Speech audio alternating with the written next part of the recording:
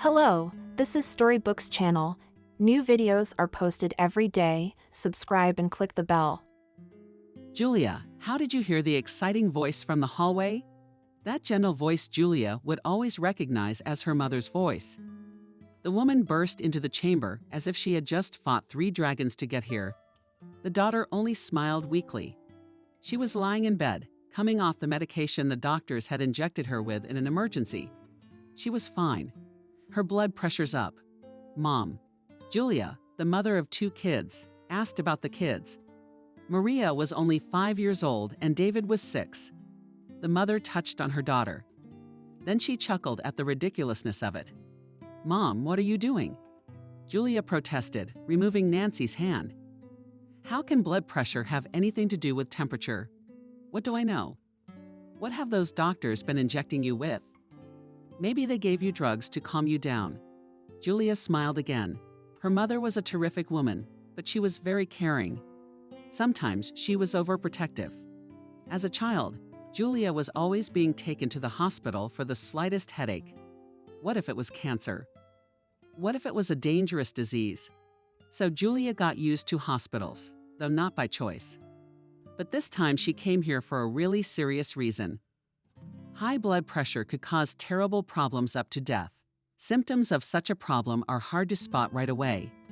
You don't know what's making you sick or giving you a headache, so the people who called an ambulance were not wrong. It was really serious. In the hospital, the first thing she did was to lower her blood pressure, fill her with various pills, and very soon she fell asleep. Her ex-husband had driven her to such a state. And it all started a year ago. It was a cold winter. The clock showed 12 o'clock, but Liam still had no time. Julia spent her days babysitting. She didn't have time to keep track of her husband's affairs. But when they became more frequent and Liam stopped coming home, she really got worried. It wasn't their marriage that would suffer first, but the children. And they were still so young. They won't understand why their mom and dad decided not to love each other anymore. Although there was no love at all. The last few years together, Julia has already regretted marrying this man 1,000 times. He works as a welder and drinks most of his evenings, which he could have given to his children. He spent with his friends in garages and other people's apartments. Julia had been pushing her mother to get a divorce for a long time. Only Julia was sure that Liam would reform. She would help him to get on the right path of goodness and love. But with each passing year, the hope became less and less. Her husband, Liam, was increasingly late for work. That's when she began to suspect something was wrong. Finally, at 2 o'clock a.m., Liam deigned to return. In the hallway, there was some drunken shouting. Then he dropped something at the sound, ran out. Juliet is sleepy, tired. She had spent the whole day with the children and the laundry and cleaning. Today, the little ones were unusually cranky. Ono shouted quietly with a long voice. Julia, children once will be a fool, and you are not ordering me around. Mommy, with nonchalantly replied Liam, taking off his old dirty boots. I am the boss of the house.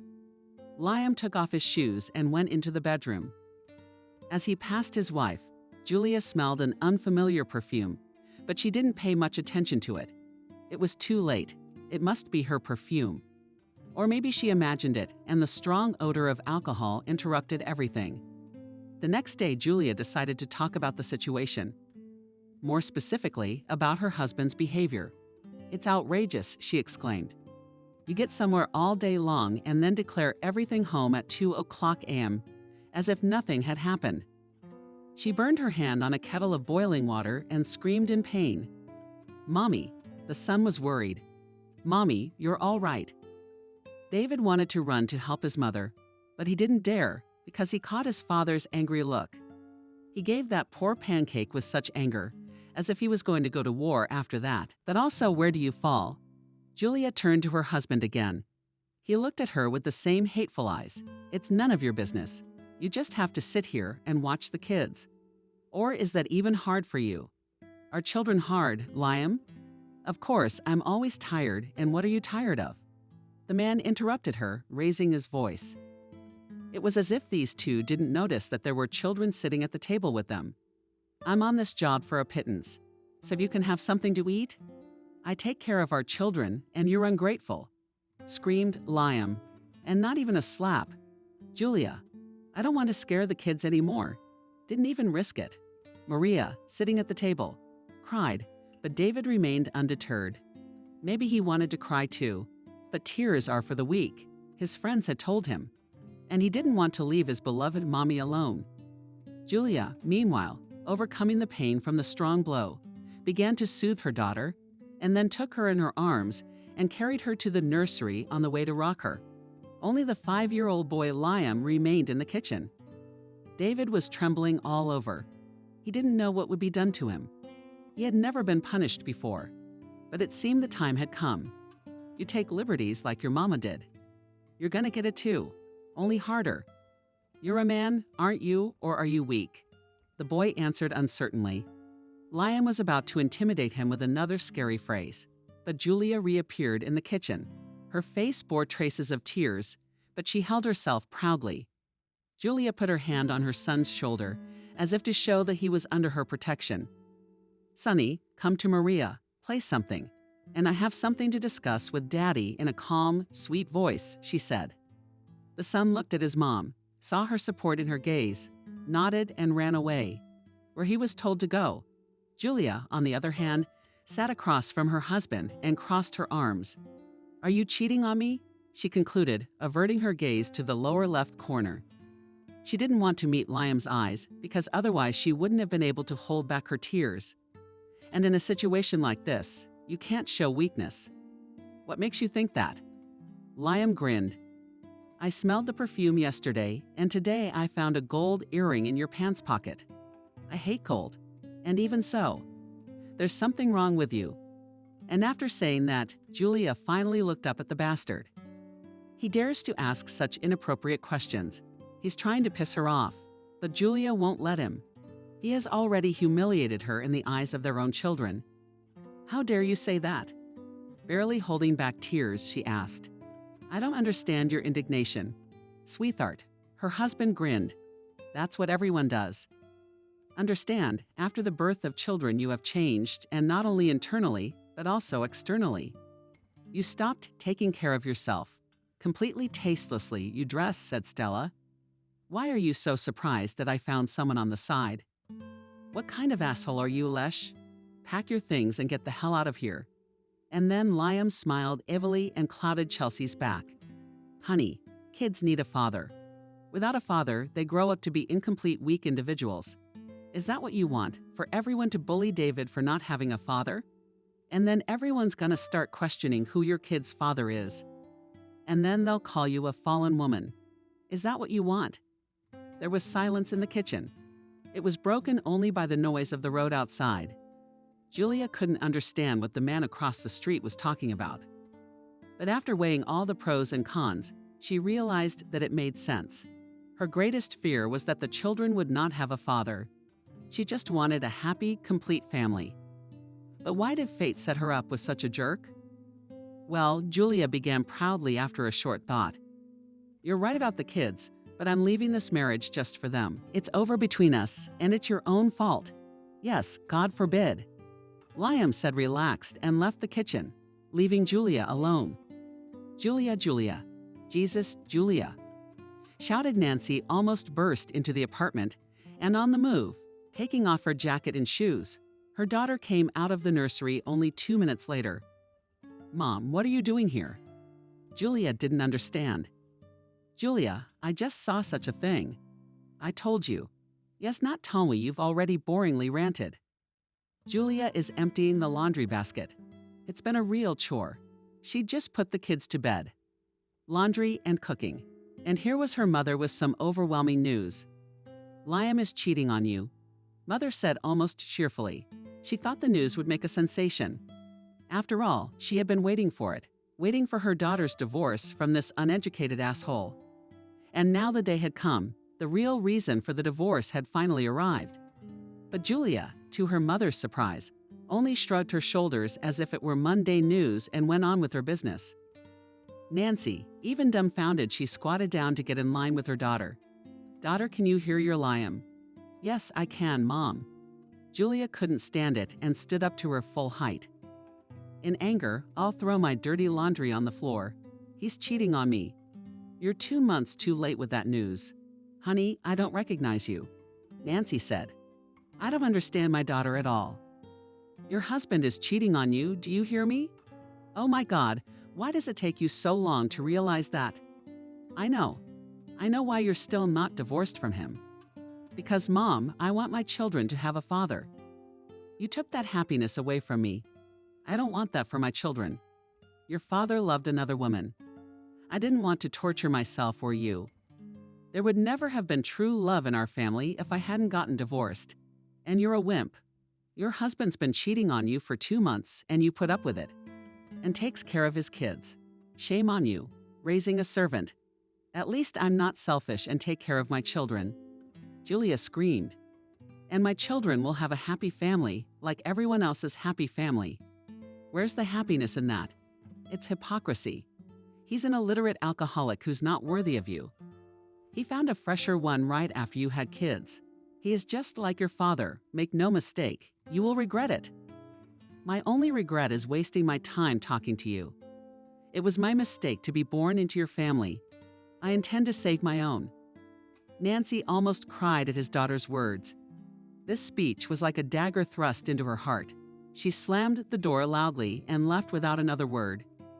Julia cried bitterly and helplessly, sinking to the floor. Maria and David ran up to her and tried to calm her mother, but she screamed and cried hysterically, not noticing how she was slowly killing herself and pulling her own children with her.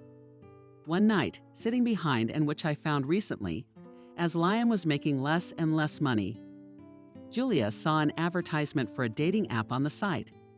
It offered to meet interesting people from her city and perhaps find love. Purely out of curiosity, she registered in the application and started browsing through the profiles. Her attention was attracted by the profile of a young guy about 22 years old.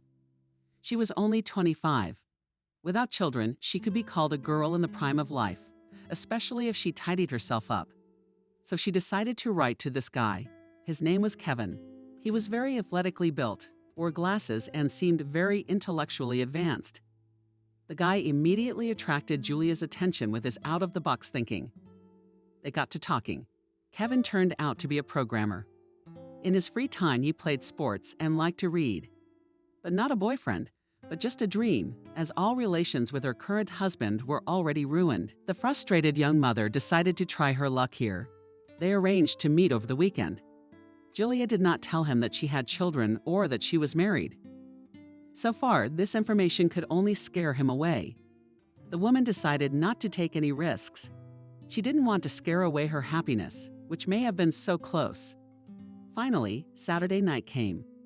Liam had gone out again since the morning. But Julia didn't care anymore. She put the kids to bed, asked her good friend to watch them, did her makeup, and ran to the meeting. March was coming to an end, so Julia took the risk of wearing a red mini dress. It was quite warm outside, though the girl was sure that they would go to some coffee shop. Oh, you'll see me right away. I'm wearing a bright blue jacket. No one else has one, Julia joked into the phone. I can see you. See your hand up, Kevin replied. And indeed, in front of Julia stood a guy in a beautiful black coat and glasses. They walked towards each other. Shall we go to the cafe? Julia nodded happily without a second's pause. She could feel like a young, carefree girl again. When she was a student, she had never had a shortage of boyfriends. That was probably why her mother had been so terribly anti-Liam. After all, among all the smart, beautiful, and rich, she chose the complete opposite. But at the time it seemed to her that this was love. Now I'm actively engaged in programming, finishing the last courses. Hey, bar work, joked Kevin. And salad. What bar? Are you kidding? Programmers are in great need right now. You're gonna get a job easy. You be hired by any company. Julia supported him. What's your education? I thought you said you were 3 years older. I'm sure you've already graduated. Yes, Julia was a little embarrassed. She didn't finish her studies thanks to Liam either. Love played tricks on her, and now she works as a manager of an online store for pennies. She could have been a very good philologist. She always wanted to work for a big publishing house. But no company would hire her now. No one wants uneducated people like her. I graduated in philology. Now I work as editor-in-chief of a major channel. Julia lied. She was always good at lying. Well, that's cool. I bet you have a lot of useful connections, the guy remarked. The girl smiled and nodded affirmatively. Soon dinner was over. Kevin paid the bill and the couple went outside. You know, I don't like March, Kevin informed her, looking to Doll. The cafe they had dinner at was in the middle of a park, so they walked straight out onto the dark paths, lit only by street lamps. Why? Julia asked. It's slush, here snow, there grass, here earth all mixed up, creating chaos. In my opinion, it couldn't be worse. The girl only silently agreed. They walked down the dark alleys, holding hands like a real couple. Julia felt like a teenager from her first crush. It was such a tender and romantic evening. Suddenly, some kind of crackling sound was heard from behind the bushes. Julia visibly tensed up. Don't be afraid. It was probably a stray dog, and they often pick up scraps deer. Kevin reassured her. It had better be a dog or even a wolf, but not the one they saw a second later. An angry man ran out into the road. He was clearly drunk and very aggressive. This stranger pounced on Kostya, beating him off his feet. He began to beat the poor guy, and he could not even respond, because this huge carcass literally crushed him with its superior weight. Julia started screaming. Fortunately, they were not far from the cafe, and the guards and staff came running to the screams. They did something to stop the fight. A massacre of fighting guys. Kevin's face was covered in blood. But when Julia looked at the face of the madman who had attacked them, she was speechless. Liam, she exclaimed. You know him? Kevin marveled, stopping the blood with the cold press the cafe guard offered him. I don't, Julia hesitated, but Liam answered for her. Her husband claimed to be a drunk. We also have 2 children, Julia. Who's that? What is he saying? Kevin became more and more amazed. But she didn't answer anything. Julia just looked at her husband with a panicked head. They were taken to the station. Kevin didn't bother to write a statement, and by 3 o'clock in the morning, they were all released to write a ticket for disorderly conduct. As soon as they arrived home, Liam literally jumped on her, slapped her, then took her by the ear and led her to the bedroom. Julia screamed and pleaded for help, but no one heard her. The neighbors wouldn't come here for any reason. Luckily, at least the kids weren't awake. Or maybe they were just afraid to come out of their room, hearing their parents arguing and fighting again. Please let me go, I'm hurt. Julia was crying. You shouldn't have been out in the open. At her mother's screams, David came running. He tried to grab onto his father and push him away from his mother. He got a blunt elbow and flew to the corner and immediately lost consciousness. David screamed at Julia, choking back tears. Liam, please, I beg you. But it was as if Liam didn't hear. He then sat on the edge of the bed and soon passed out. Julia, on the other hand, stayed up all night. The first thing she did was rush over to David and touch his pulse alive. This boy, her son, he is so brave in his small years. A huge bruise had formed on his body near his rib cage. Mommy is just a baby, son. Sunshine Mine affectionately told him mother to calm him down. His ribs don't seem to be broken. Then she waved a special ointment to make the hematoma dissolve faster. That night became crucial. Julia realized she couldn't go on like this. Many innocent people had been hurt today. Now it was not just her. The very next day, Julia called her mother, apologized for her past actions, and asked for help.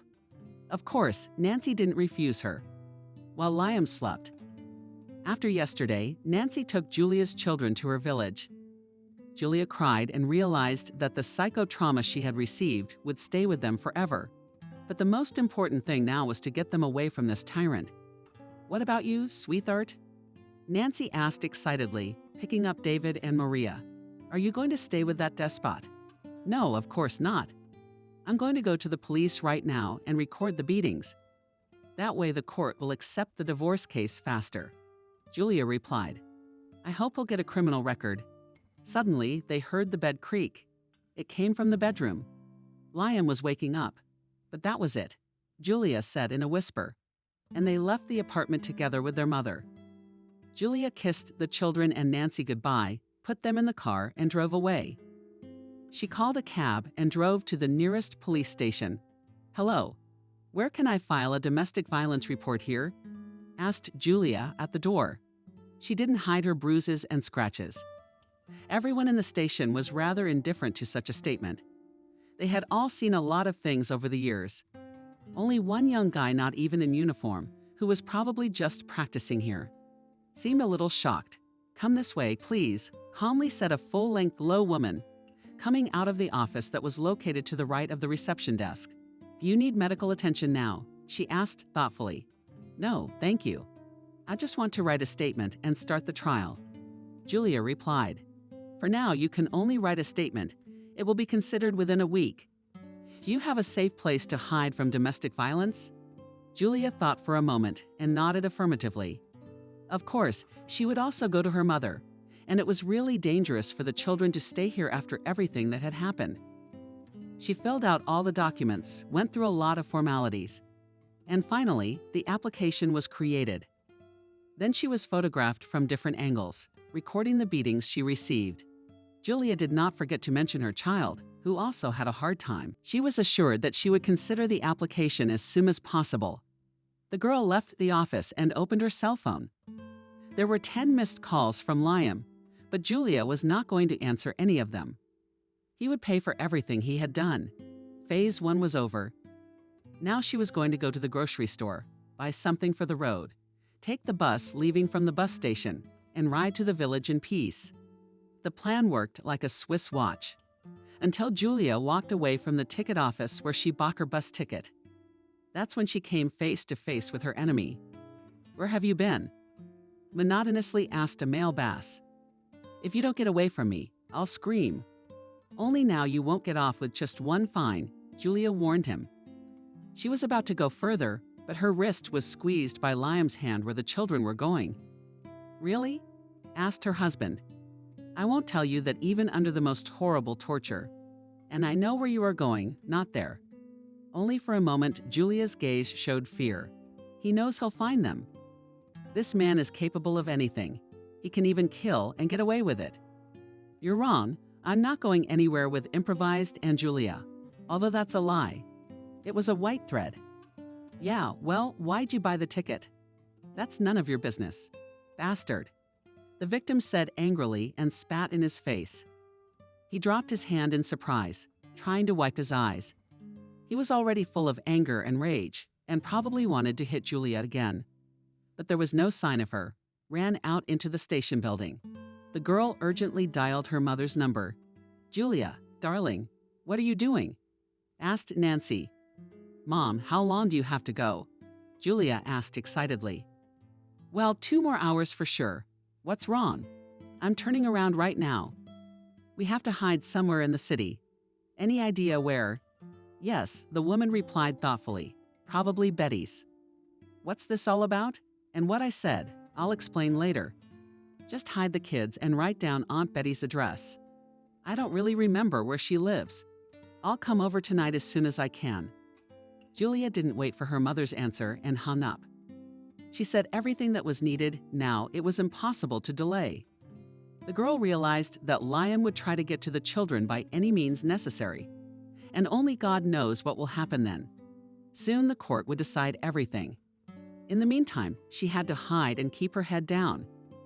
She knew the law was on her side, but she had to protect herself. Her husband is completely out of control, crazy, aggressive. He needed to be treated, but it was advisable for him to serve a couple of years in prison first to get his brain back in place. Toward evening, Julia received a message from her mother with an address. She immediately drove up to the place. The house was an ordinary, brick, gray, 9-story building. She dialed the code. She went up to the 5th floor and rang the doorbell. The exhausted mother felt only anxiety and excitement. After all, she hadn't seen her children all day. They must be under tremendous stress being in a strange apartment with a stranger. The door was opened by Betty, a friend of the mother's. She was quite thin, seemed to be suffering from anarchy. "Julia, come in." Betty invited her in. As soon as Julia entered the apartment, the kids immediately ran up to her. Maria was crying, hugging her mom's leg, and David was standing proudly, facing her and smiling. "Thank you for taking care of your little sister." His mother praised him, stroking his head. Julia looked around the hallway. The apartment was a 3-room apartment to the right, leading down the hallway to the kitchen. To 2 sides were rooms with a door. One of them was open. The girl entered there and saw her mother sitting surrounded by 2 cats on the couch. She was reading a book, but as soon as Nancy heard footsteps approaching, she turned her head. Her face immediately seemed to glow. She must have been really looking forward to her daughter and must have been insanely worried. "Julia, are you here?" Nancy exclaimed, threw herself into her daughter's arms. "What are you doing with that impulse freak?" "He was looking for the children.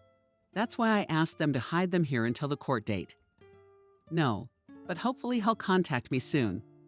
I'm thinking of hiring a lawyer." Nancy gestured for Julia to sit down on the couch. But Sweetie stretched out thoughtfully. "Mother, a lawyer costs money. I don't think we can afford one. For a case like this, I'm willing to get that money somewhere." Julia answered seriously. "You don't know one thing," Nancy began, lowering her head. "What is it? Tell me. You were right to send me here and not to the village. Liam today, he was there. That's what the neighbors told me." "What did he want?" Julia asked. She knew the answer to that question perfectly well. "He asked people where we were, where David and Maria were, where we could go. But our neighbors are good, and they don't know anything. That's why your Liam is unanswered. He won't take my children," Julia said firmly. A few days later, Julia got a call from the police. A criminal case was opened. The trial was scheduled for the 20th of April. There were still 2 weeks left. By that time, she would have time to hire a lawyer. But in fact, she did not need a paid defense lawyer because all the evidence was there, and there were enough witnesses. However, Julia decided to reinsure herself. As she was informed, Liam was also to receive a summons. Julia did not know where he was, how he was, but she was sure that he would show up to try to take the children away from her. Of course, all of this was taking its toll on her emotional state. She began to suffer from insomnia. Her doctor prescribed pills, but they didn't work. She took a walk with her children once every 3 days and tried not to go outside. Liam, though he was a drunk, was really dangerous. And after beating an innocent guy, Kevin, with whom Julia risked going on a date, the girl thought that he was even capable of murder when he was under the influence. "He's crazy and could do anything." Going out to the store or on errands, Julia, looking back almost every minute, she was scared to death of being followed. She was literally shaking with it. However, these 2 weeks passed quietly. There were no attacks or threats. But each day pressed Julia more and more. Because of the stress, she didn't eat much. She stopped eating and stopped looking after herself. Sometimes she couldn't even bring herself to brush her teeth 3 days in a row. More and more often she slept in the middle of the day and couldn't wake up for a long time. This whole state was very similar to the beginning of depression. And now, finally, the crucial day of the trial had arrived. And it should happen that on this fateful and decisive day our plaintiff slept. She could not sleep all night, so, thinking about what we'll say and how to behave, and fell asleep only in the morning. When Julia got up and looked at the clock, her soul sank into the heels. Sweat broke out on her face and her heart raced. As she stood in someone else's bedroom, wearing an old stretchy t-shirt, the trial was already half an hour away from starting. Julia threw on her shirt and black pants in a panic, and surveying her, ran outside and hailed a cab. Her hands were shaking from overexertion, her lips trembling. She knew the judge wouldn't wait for her. The session had started on time, if it wasn't already over. As soon as the car slowed down, Julia jumped out of the car and ran into the building. There they tried to stop her, asking her some unnecessary questions. However, she looked like the guards just let her pass in peace.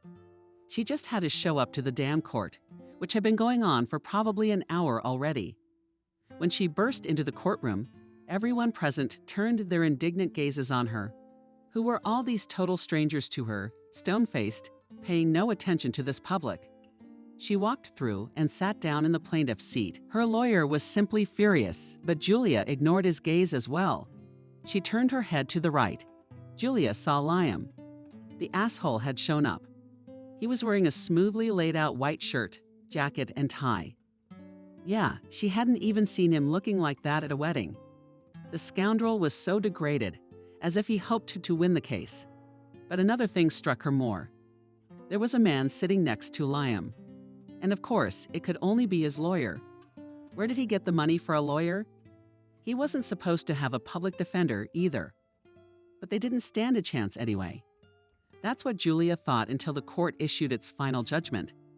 The plaintiff's motion for dissolution of marriage is denied, due to the failure of one of the spouses to appear in court. The plaintiff's request to deprive the defendant of parental rights is also decided to reject, as the plaintiff has not provided sufficient evidence and grounds for his claims. The defendant is ordered to pay a fine of $1,500 to the plaintiff for causing minor injury. Case dismissed. The world seemed to go out from under Julia's feet when she heard this decision. She turned around. No one in the audience was even surprised. The girl looked at her lawyer, looking for support, but received only disappointed. And glaring, he gathered his papers and left the hall. Julia rushed after him. "Nick," she shouted after him. "Wait." Finally, the girl was able to catch up with him. "Please, where are you going?" Julia yelled. She was clearly speaking out of emotion. Victor stopped, lowering his head.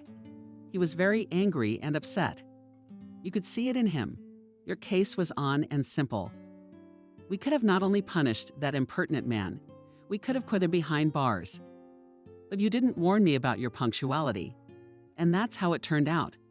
I regret getting involved with you, because now I have a terrible stain on my reputation. I could lose my clientele. I have nothing more to say to you. I wish you all the best," the lawyer said angrily and moved forward to the exit again. Julia remained standing outside the courtroom. She could not believe that her own mistake had played a cruel joke on her. Suddenly, she felt very sick. She felt dizzy. Her eyes went black and her legs went weak. Pain seemed to throb in every cell of her body. She was shaking. Julia didn't even remember the moment when she lost consciousness. When she opened her eyes, the first thing she saw was a girl in a white robe and a white cap. She had placed something on the bedside table next to where Julia was lying. As soon as the nurse noticed that the patient had regained consciousness, she immediately rashly jumped out of the room. Julia turned her head with difficulty and looked around the room. It was an ordinary hospital room. She wanted to get up, but felt a sharp pain in her arm. Looking there, Julia saw a wire attached to her wrist. It looked like an IV. The woman tried to sit up, but any movement immediately caused a terrible pain in her head, especially in the back of her head. Suddenly, Julia felt something warm running down the nose of her lip crease. When that liquid hit the tip of her tongue, the girl realized it was blood. She wanted to stop it, or at least wipe it off, searching with her eyes for a tissue. But then a young doctor burst into the room.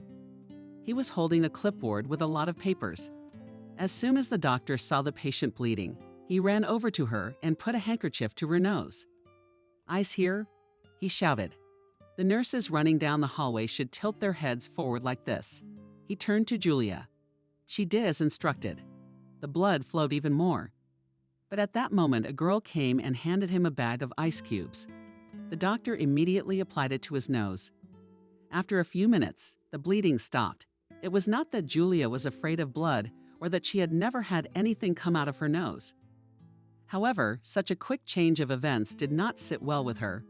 All she remembered was that she fell right in the courthouse. Everything else was a blur. "Well, we stopped your blood," the doctor said, smiling. "Now we can get to know each other. My name is Robert. I will be your doctor." The girl looked at him with a meaningless look. Her head hurt so much that it took her a long time to get the meaning of what he said. Robert just raced Julia, writhing in pain. "I have a very bad headache and oh yes, of course. That's what I've come to prescribe you medication for. Give me your left arm, please," asked the boy. The girl held out her hand to him, which had a catheter on it. The doctor unscrewed the cap. He checked something, wrote it down in his papers, and told the nurse to put new drugs into the system. After a few minutes, Julia felt noticeably better. She rolled her eyes in pleasure. It had been a long time since she felt like this. like she'd been beaten over the head with a hammer all day and had needles stuck in her body. And now, right now, she felt completely at peace. There was no pain, no pressure, no pulling. The world seemed to have moved away, narrowed down to the sides of this hospital room. Here, at last, nothing bothered her. She had even forgotten about the doctor's presence. "Well, I see you're feeling better," Robert remarked. "Then please listen to me." Julia opened her eyes and put them on your ears. She was now ready to take in information, so she looked intently at the man sitting in front of her. "You lost consciousness for a reason. You had a hypertensive crisis. In simple terms, your blood pressure was very high. It could be due to stress, poor diet, lifestyle. A lot of factors go into it. But we're not in a physiology class to study all those causes. It is what it is. You have very poor hormones and a concussion from the fall. That's why you were brought to us. Now I'd like to suggest hospitalization. Hospitalization. No, I'm sorry, I have children. How long have I been here? Where are my children? What's wrong with my family?" Julia bombarded the doctor with questions. "Julia, please calm down. The first thing we did was notify your mother of your condition. I'm sure she's on her way here now, and also that your children are fine." "No, he took them. He'll take them. They need to be hidden." "Call the police," the girl shouted. A machine beeped. Behind her, Julia's head ached again and her heart began to pound frantically. "Well, now we've got another blood pressure problem. Your body certainly doesn't need this kind of swing." Upset, the doctor said. Turning off the machine, he injected something into her vein again. What made the patient drowsy? The last words she heard were, "You need to rest now, and then you'll sort out all your problems." And Julia fell back to sleep. "Mom, where are the kids?" Julia asked more seriously. The smile was gone from her face. "I have them, dear, but not for long, it seems. Liam has declared his desire to take them away. While you are in the hospital." Upset, Nancy replied, "You can't give them to him." "Mom, he's crazy. He could do anything. It's like giving your children to death, but there's nothing you can do. It's the court's decision." "All because of me," Julia whispered. She wanted to cry, but she refrained from crying. They wouldn't help the problem. "Honey, what did the doctor say to you? Did he suggest hospitalization?" "He says there's something wrong with my head. I mean, nerves. Do it." My mother answered right away. "And David? And Maria, that tyrant oppresses them, will destroy them." "Julia, you've only been here one day." During this time, I managed to appeal against the court decision and also talked to Viktor Nikolaevich. He's ready to try again, which I've had time to do. You just have to know how to talk to people. Now please agree to be hospitalized. You'll get help here. I can't see my daughter anymore. I'm so miserable. You've completely lost your appetite. You're so nervous. You're developing depression. And I read it can lead to cancer. Mom." Julia interrupted her. "What are you talking about?" The woman covered her daughter's hand with her palm. "We'll get out. I'll let you know everything that happens. Please get well. I want my beloved Julia back." Julia nodded understandingly and said goodbye to her mother. They agreed to call each other every day. The woman signed all the papers for hospitalization, and the next day she was transferred to another ward. She underwent all the tests, was prescribed treatment, and began her journey to recovery. Her attending physician was the same Robert. When they got to know each other better, Julia found out that he was 30 years old and had been practicing medicine all his conscious life. Medicine had been his calling since he was a child. He really turned out to be a good doctor, very caring, understanding, able to hear and listen just like in the TV series about doctors, and instilled in all his patients complete trust. Here the tortured young mother finally found a long-awaited rest.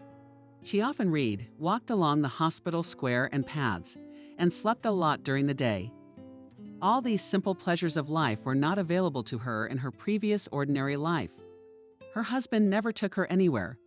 There was no vacation at all. Work, house, children, laundry, cleaning, cooking. The biggest entertainment, walking in the playground and going to the supermarket. Here in the hospital, Julia felt a breeze of freedom. She followed the regimen correctly, ate right, and tried not to be distracted by the outside threatening world. Every day she called her mother, and she gave her all the news. Liam hadn't picked up the children yet and had disappeared. It was rather strange behavior because he was so eager to have them. But this, of course, was to her advantage. The children lived in the village, at Nancy's everyday walked, played, drank steamed milk. In general, at last they lived a quiet and normal life.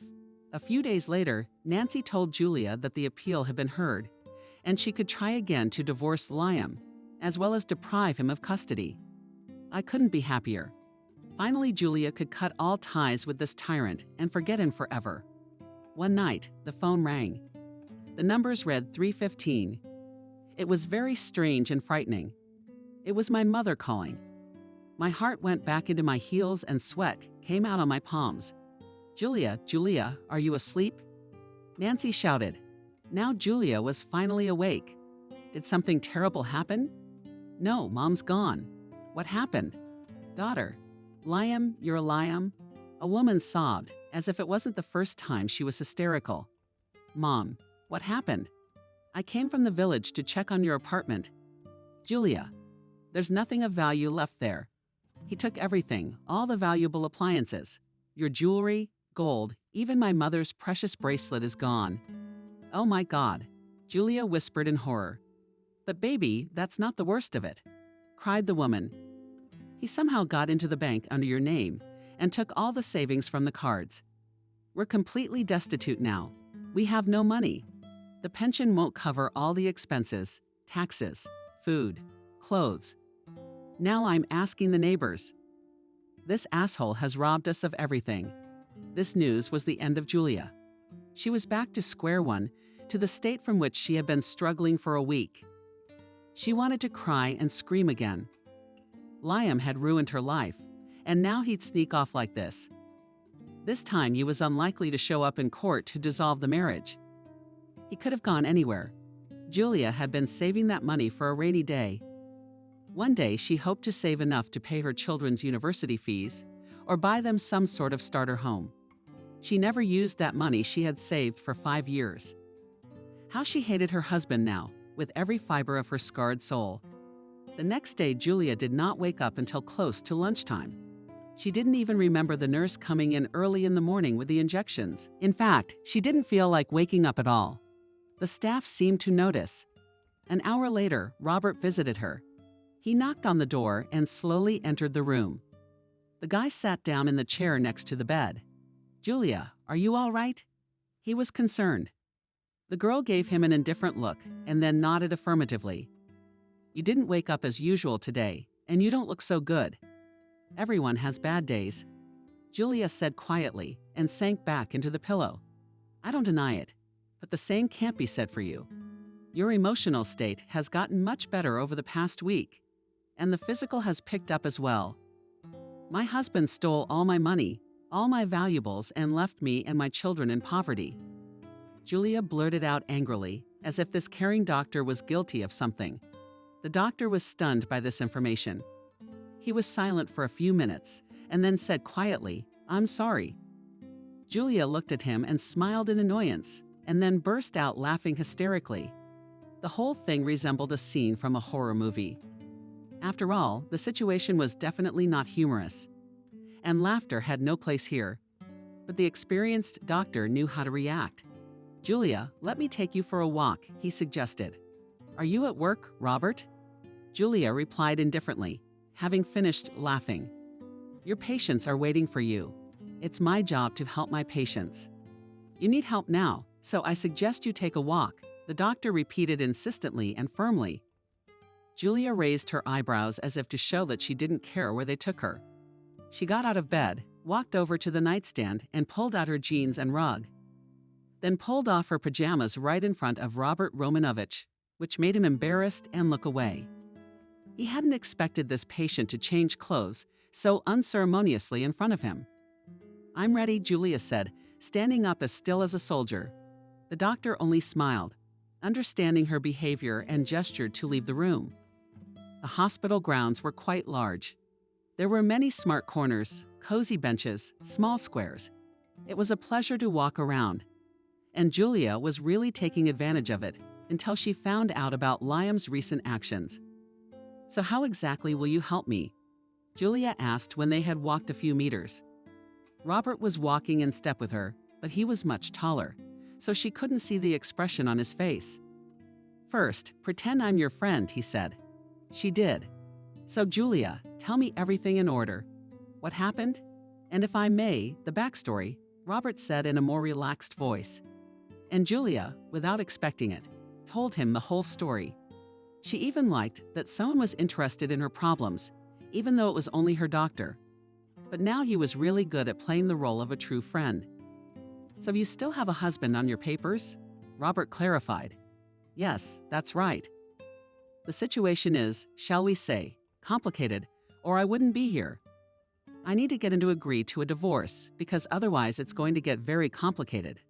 I mean, we have kids. You know, a good friend of mine works for a very powerful law enforcement agency. I think he might be able to help you find your husband and the money he stole. That would be very nice of you, but you don't have to do that. After all, I am your friend now, not your attending physician, and I am ready to help you." Robert replied seriously. Julia only smiled back. It was a very nice gesture. On his part, she was flattered that at least someone in this world, other than her mother of course, was going to help her. She hardly had any real friends at all. Julia had always managed on her own. She was even a little flattered that such a handsome young doctor was paying attention to her. She felt a little better after that conversation. The next day, Robert surprised her. He brought a whole bag of ice cream to the hospital. He even remembered that she was very fond of chocolate and bought her a lot of ice cream in that flavor. If he wanted to make her feel better, he really did it. "You know, there's an amusement park near the hospital. Would you like to go?" Robert suggested it, while he was giving the girl her medication. "What about the regimen?" Julia grinned. "I'm your attending physician, so I strongly suggest you have fun." In a stern tone, he said and added more simply, "Well, I have to go now, but I'll see you soon, Julia." Julia smiled back. She realized that Robert was paying attention to her for a reason. He liked her, and she herself could reciprocate such an interesting young man. But things were very uncertain between them. He's her attending physician, so dating him would be wrong somehow, the same as dating a professor from her department. However, Robert was helping her and her family with the search for Liam. Today, just before the ice cream surprise, a very serious man with terribly penetrating steely eyes and a strict expensive suit came straight to her room, asked all the details, photographed the documents, and said that he would take the case. Apparently, Robert was not deceived. He really had connections in the authorities. Julia felt that this time things were getting better, and her health was also returning. Soon Julia was discharged. She seemed to be completely healthy. As fate would have it, Liam was also found on the same day. He was immediately taken into custody until the trial, which was to take place a few days later on May 18. And that day, Julia did not sleep. She had not yet gone to visit the children, who were all right in the village with their mother, and had decided to devote all her time to recovering from such a long absence in the apartment she had left completely livable. Indeed, there was no more washing machine, microwave, or television. But that didn't really stop her from being there.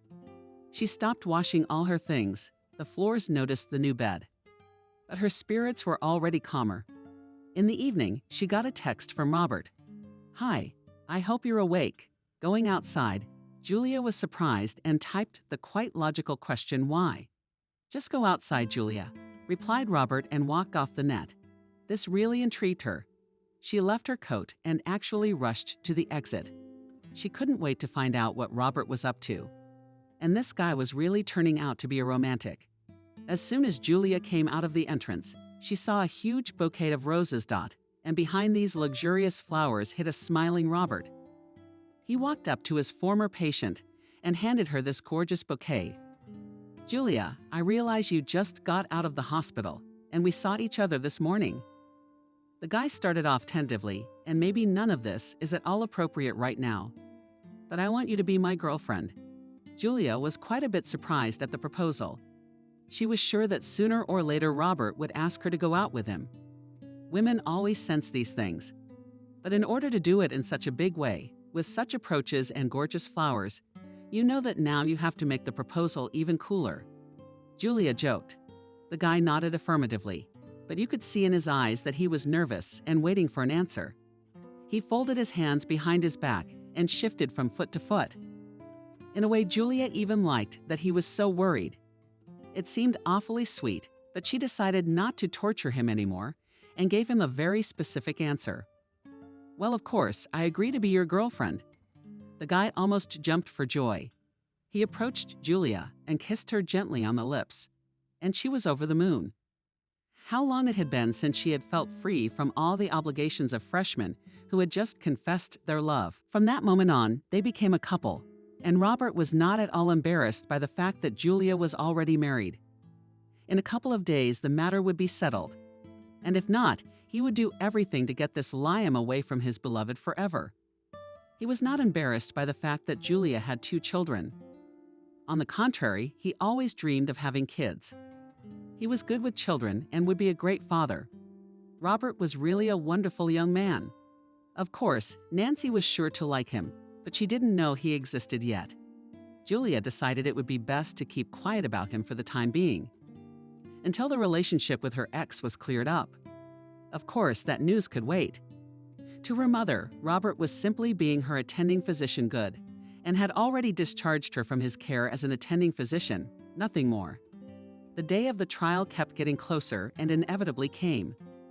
This time Julia set 22 alarm clocks so that she would definitely not oversleep. There would be no other chance. She woke up herself even earlier than the alarm. Calmly she got up, had breakfast, got ready, and drove to the courthouse. With Robert, they had agreed that he would not appear in public for the time being to avoid unnecessary publicity. There was no telling how the judge or anyone else would react to him. For example, her mother, like Julia last month, saw Liam at another table, to her right. Only this time he was in handcuffs. And today he looked tired, angry, and doomed. Of course, justice was completely on her side this time. Julia's lawyer provided all the documents that were very good arguments against Liam. The ex-husband was assigned a public defender this time. Julia was even a little upset.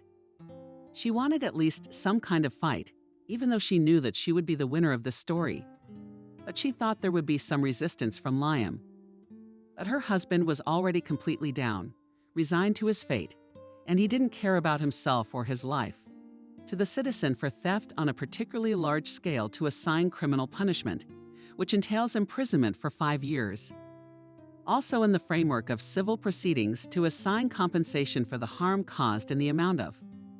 Read monotonously the judge. The next court hearing took place in another hall. This time about the dissolution of marriage, Liam was no longer here. He was taken away from the previous one and taken into custody. Julia stood again and listened as the judgment was read out. The marriage to citizen Julia is dissolved. Custody of the minors, David and Maria, is fully transferred to the legal representative of the birth mother of the minors, Julia, citizen Liam. The payment of alimony in the amount established by applicable law from all types of income shall be ordered. This decision is final, shall enter into legal force. Something else was said, but all words merged for Julia in one simple phrase: everything is over. The trial is over. Her marriage to Liam is dissolved. She and the children were no longer in danger. How relieved was she? Finally, everything in the courtroom came into motion. The judge withdrew. The clerk of the court was folding papers. Nancy immediately ran up and wrapped her daughter in her arms to congratulate her on her victory. "Daughter, this story is finally over. How happy am I? We must celebrate," exclaimed Julia's mother, walking with her to the exit of the courthouse. So strangely pronounced Julia.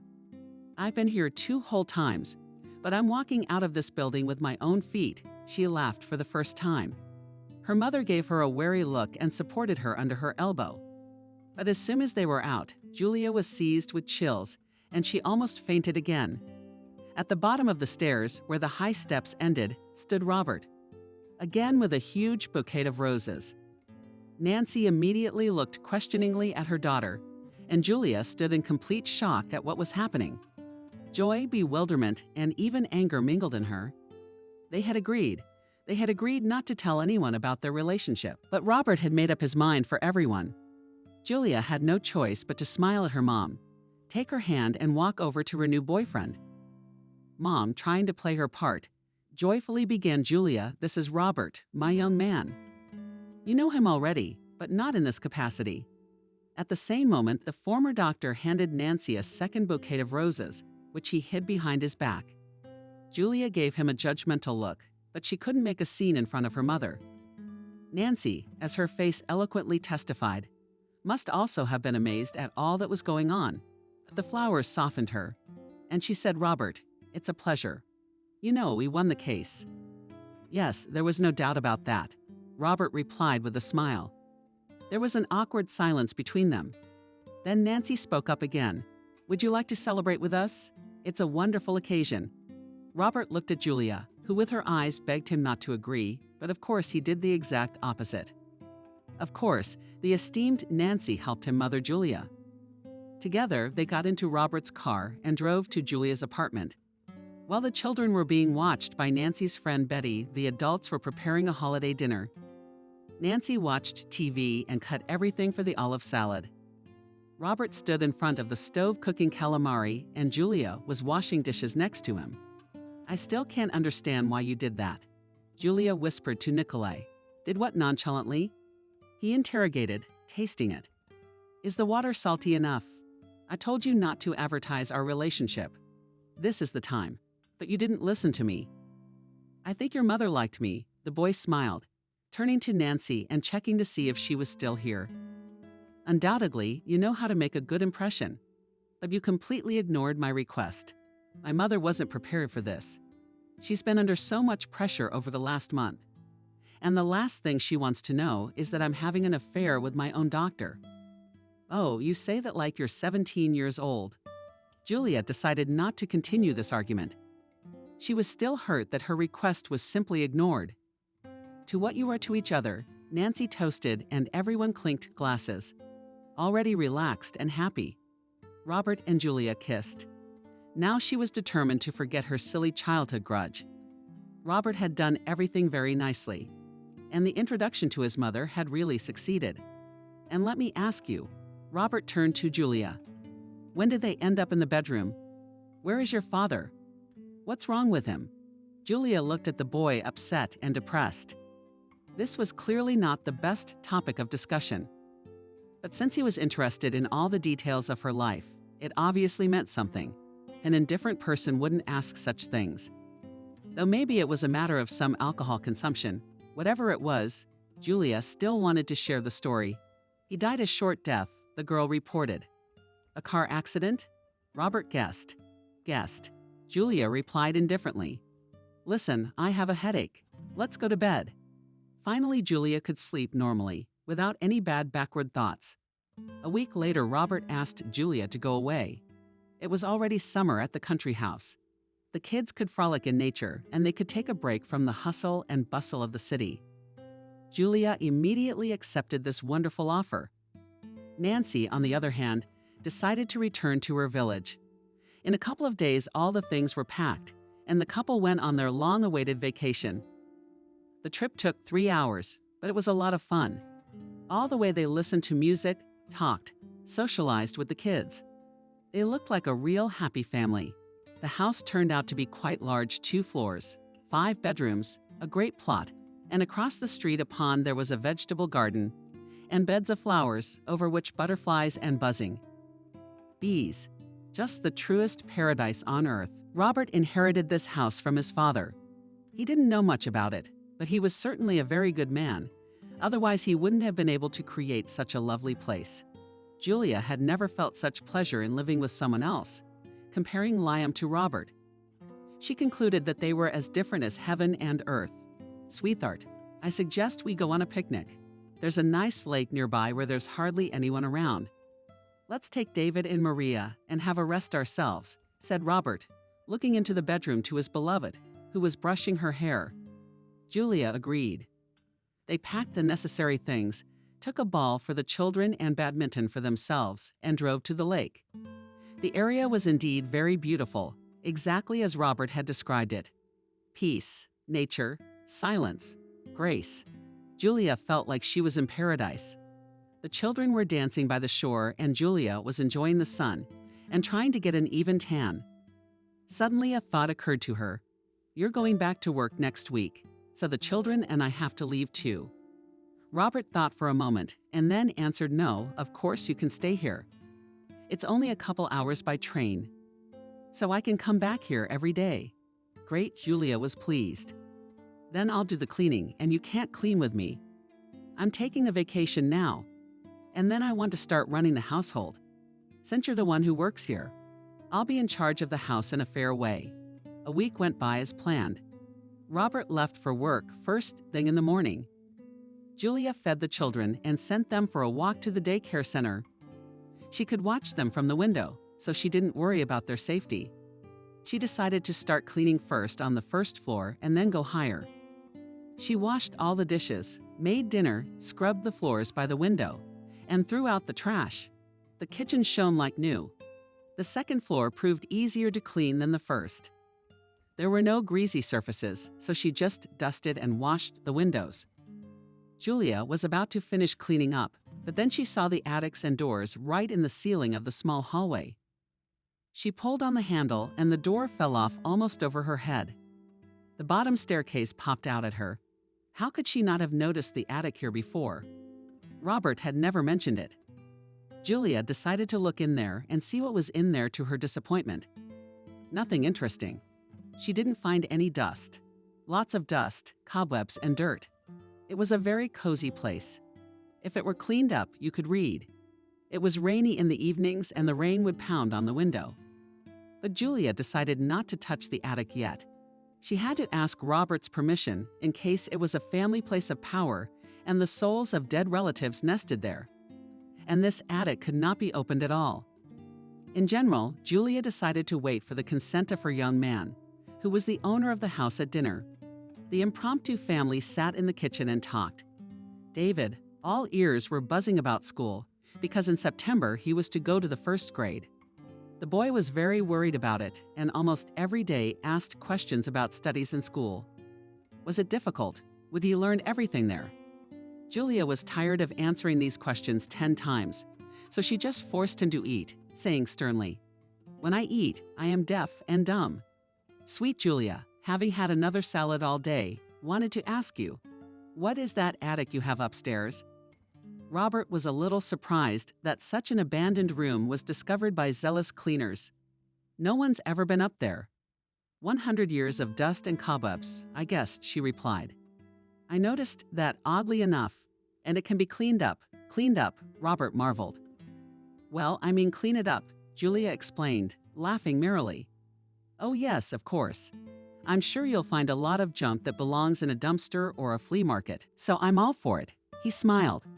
"But watch out, don't take, labor, and wear a mask. Such perennial dust can give you allergies," carefully added the good doctor. On this, they came to an agreement. The next day, Julia was well prepared, armed with mops, gloves, disposable masks, and huge buckets of water. There was a whole lot of work to be done. First, they had to remove all the cobwebs and free the attic from the dust that had been lying there for years. From time to time, she was distracted by children, cooking, and other household chores. So the cleaning took a few days.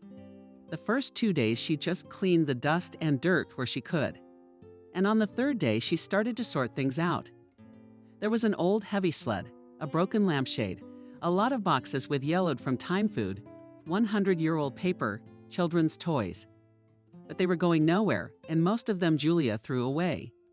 Finally, she got to a big sturdy box where she bought various folders, albums, and some ancient documents. The girl decided to open one of them. It turned out to be a family photo album.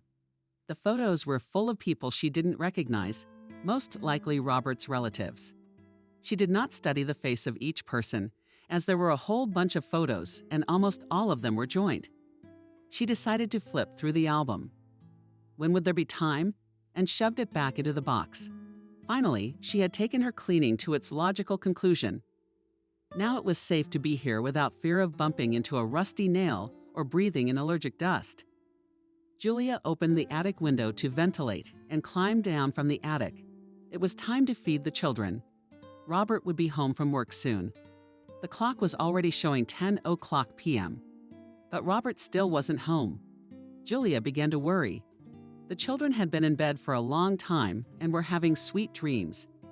Outside, a thunderstorm was brewing. The starry sky was covered with a shroud of gray clouds. The temperature was steadily dropping. The atmospheric pressure was dropping. It was unpleasant and uncomfortable to be outside. But Julia sat on the porch in her thin robe. As she slipped the warm plaid over her shoulders, each minute pressed her more and more. Maybe something had happened to Robert. Some bandits attacked him on the way, stumbled and fell into a ditch, lost his way. The girl was terribly worried about her lover. He didn't answer the phone. He didn't answer her messages either.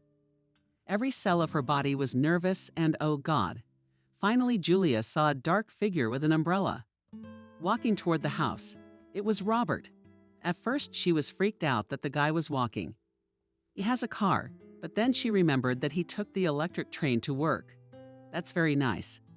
Time in morning and evening traffic. The car ate him up a lot more. When Robert approached his waiting lover, she threw herself into his arms and almost cried. Where have you been? She sobbed. She was really frightened by the absence of her beloved. Robert lifted her head and looked her straight in the eyes, as if piercing her soul. He was smiling. Droplets of water were oozing from his sweet, good, 2-day stubble cheeks. Why are you smiling? Julia marveled. Robert gently pulled Julia away. Ira closed his arms. And then she realized everything. He got down on one knee and took the small box out of his pocket. No, she stretched out, unable to believe her happiness. Please tell me this isn't a dream. Robert continued to smile and then opened the box. There was a real white gold engagement ring. My dear, the boy began formally enough. We've been through so much together. And there isn't a day that goes by that I don't think of the first time we met. The very day when you were sitting on the bed in the hospital room and trying to stop that miserable nosebleed. He laughed, and then took on a serious expression. Julia, sweet Julia, I love you terribly much. And every day my love for you grows stronger. Your children are the sweetest creatures, and yourself. You're my angel. Isn't this lovely? No, I'm not arguing. It's really beautiful weather. I want to propose to you. Julia, you will be mine. Julia was bursting with emotion. She cried, rejoiced, got nervous, and cried again, with tears of genuine happiness. Finally, after calming down a bit and regaining her breath, she answered him with a smile on her face. Yes, and reached out her hand. Robert put his ring on her ring finger, and they merged in a tender kiss.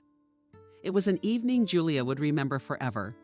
She had never liked rain, but now it was associated only with something sublime and light, the truest happiness. All the next day she looked at it. This wonderful new piece of jewelry on her finger, symbolizing conjugal love. The ring was indeed white gold, but the best thing about it was the blue sapphire shining in the light. A ring like this was a must-have, and Julia was overjoyed. She was envious of herself.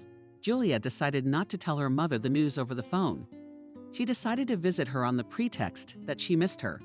It was a day off, and the children were left in Robert's care. Julia took the train, and in a few hours she was in her mother's village. She hadn't been here for quite some time, not since her first failed marriage, it seemed. Julia remembered spending all her vacations here, all her early childhood. Before her mother had moved to the city, she had lived here, studied here. Became a city girl only when she entered the institute. Although now this place and village, it was hard to call it. More than 3,000 people lived here, and this place was considered an urban-type village. There was all the necessary infrastructure, stores, hospital, school, kindergarten, and the church was very old, restored, and even a small movie theater. Almost all the amenities of big cities could be found. And here in this cozy, quiet place, Julia exclaimed, and the mother let the girl into the house. You're finally here. I missed you so much. I haven't seen you in over 2 months. David will be going to school soon." Julia entered the house laughing. Only her mother seemed to have that kind of optimism. She could ask questions right from the doorstep without even waiting for answers. Nancy invited her daughter into the kitchen, poured tea, and sat down at the table. "So tell me, what school are you going to?" The mother continued. "Did you ask about David?" "Oh, Mom is not before school now," laughed back Julia. This reaction very surprised Hope, and that returned the eyebrows and built on her face, not understanding grimace. "And to what, sweetheart? Don't you notice anything?" Julia hinted. Then she would take the mug with her right hand, then fix her hair. "But doesn't Mommy notice anything?" Nancy still looked at her like Julia was crazy. It was even upsetting. After all, she had tried so hard to do everything she could to make her mom figure it all out for herself. Suddenly, there was a twinkle in Nancy's eye. She was getting excited, but she finally realized it. "Pregnant? Shocked?" asked the mother. Julia almost fell off the chair from such an assumption. This was something she had not expected. And how could she even think of such a thing? "No, Mom, what are you doing?" Julia was indignant. Her mother still did not understand anything, and it was getting awkward. Then the girl gave in and held out her hand. Nancy gasped in surprise and looked at the expensive ring. But Robert marveled at her mother. "Well done. That ring cost a fortune." Julia smiled broadly. At last someone appreciated her young man. Not that she liked to brag, but sometimes she wanted to say so. "I have a man who loves me." Of course, Nancy immediately called all her relatives to share the good news. Julia sat there with a feeling of complete satisfaction. Now she is truly appreciated. She's loved. All her misfortunes are gone after meeting Robert, the man with whom they are so much alike. Like soulmates who were separated long ago. "Mom, will you be a princess soon?" Maria asked as she was being tucked into bed. Julia smiled at her daughter and answered yes. "I will be a real princess in a white dress." She kissed the girl on the forehead and closed the bedroom door. Robert was standing in the hallway. "Well, princess, let's get into your fiddling," the guy joked. Julia jokingly slapped him on the shoulder. "How dare you?" The days went by. It was the middle of August. The children were picking currants in the garden and Julia was reading a book. Suddenly, she remembered that she really wanted to make a cozy corner in the attic. It was not for nothing that she had sorted it out there. When she got there, she found the box where the album had been kept. She was so excited to take a closer look at it. Today was a free day, the perfect time to fulfill that wish. The first picture was of a man with a bushy mustache. He was holding a cigarette and looked very serious. This man left a gloomy impression, so Julia quickly turned the page. On the next one, there was a common picture. There were many strangers standing there. In the background was the very house. The house they were living in now. There were about 10 people in the picture. It gave the impression that this picture was of a huge family. The children here were about 6-7 years old. Suddenly, she noticed a familiar face. Hiding her eyes, she took a closer look. Oh my God! Julia almost fainted with amazement. In the girl standing among the other children in this picture, in a girl in a light summer dress with lantern sleeves, she recognized herself as a child. Oh yes, the same chubby cheeks, the funny pigtails. She looked so happy. Only now Julia doesn't remember any of that. Never suspected she'd been to this house before. No matter how hard she tried, it's like she erased that span of time.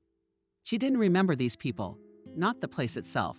Everything seemed completely unfamiliar.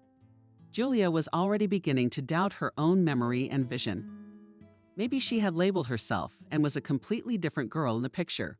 And now she didn't even have her old childhood picture to compare with this one. But still something told her that it was her in the picture.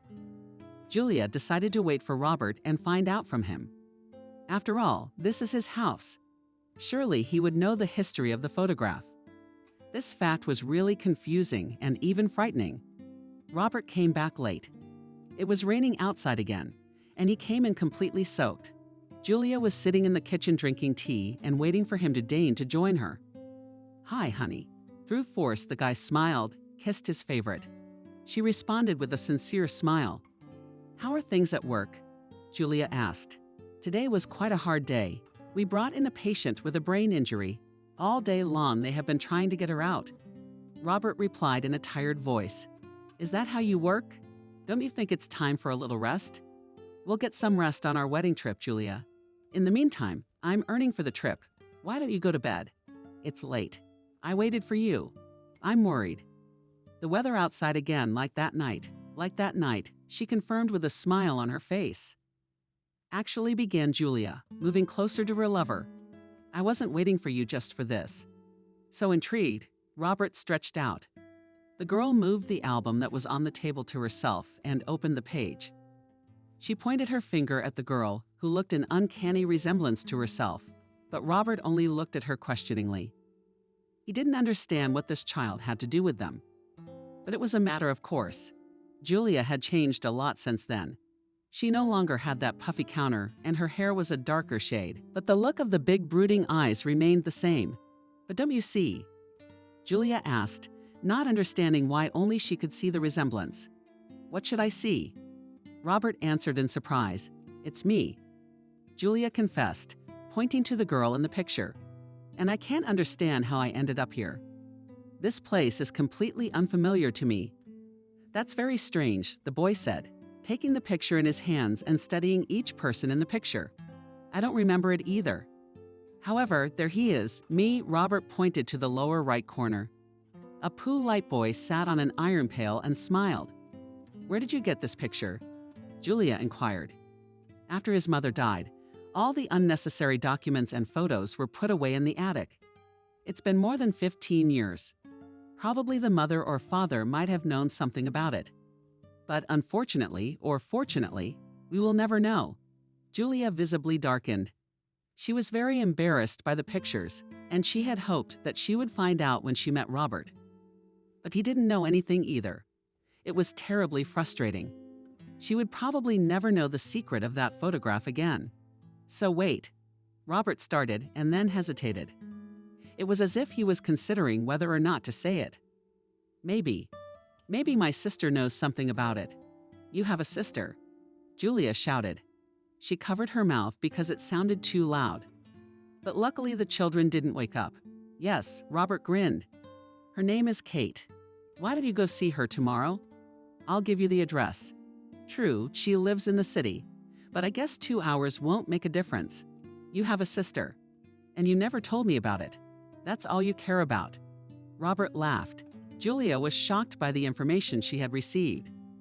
She had learned so much today. Tell me the address, she said firmly. The next day Julia had breakfast and decided to go to her sister. She wanted to know the truth. These mysteries frightened her. It seemed to her as if all these secrets had some very great significance. Why couldn't she remember anything? Who were all those people in the picture? How did she end up here?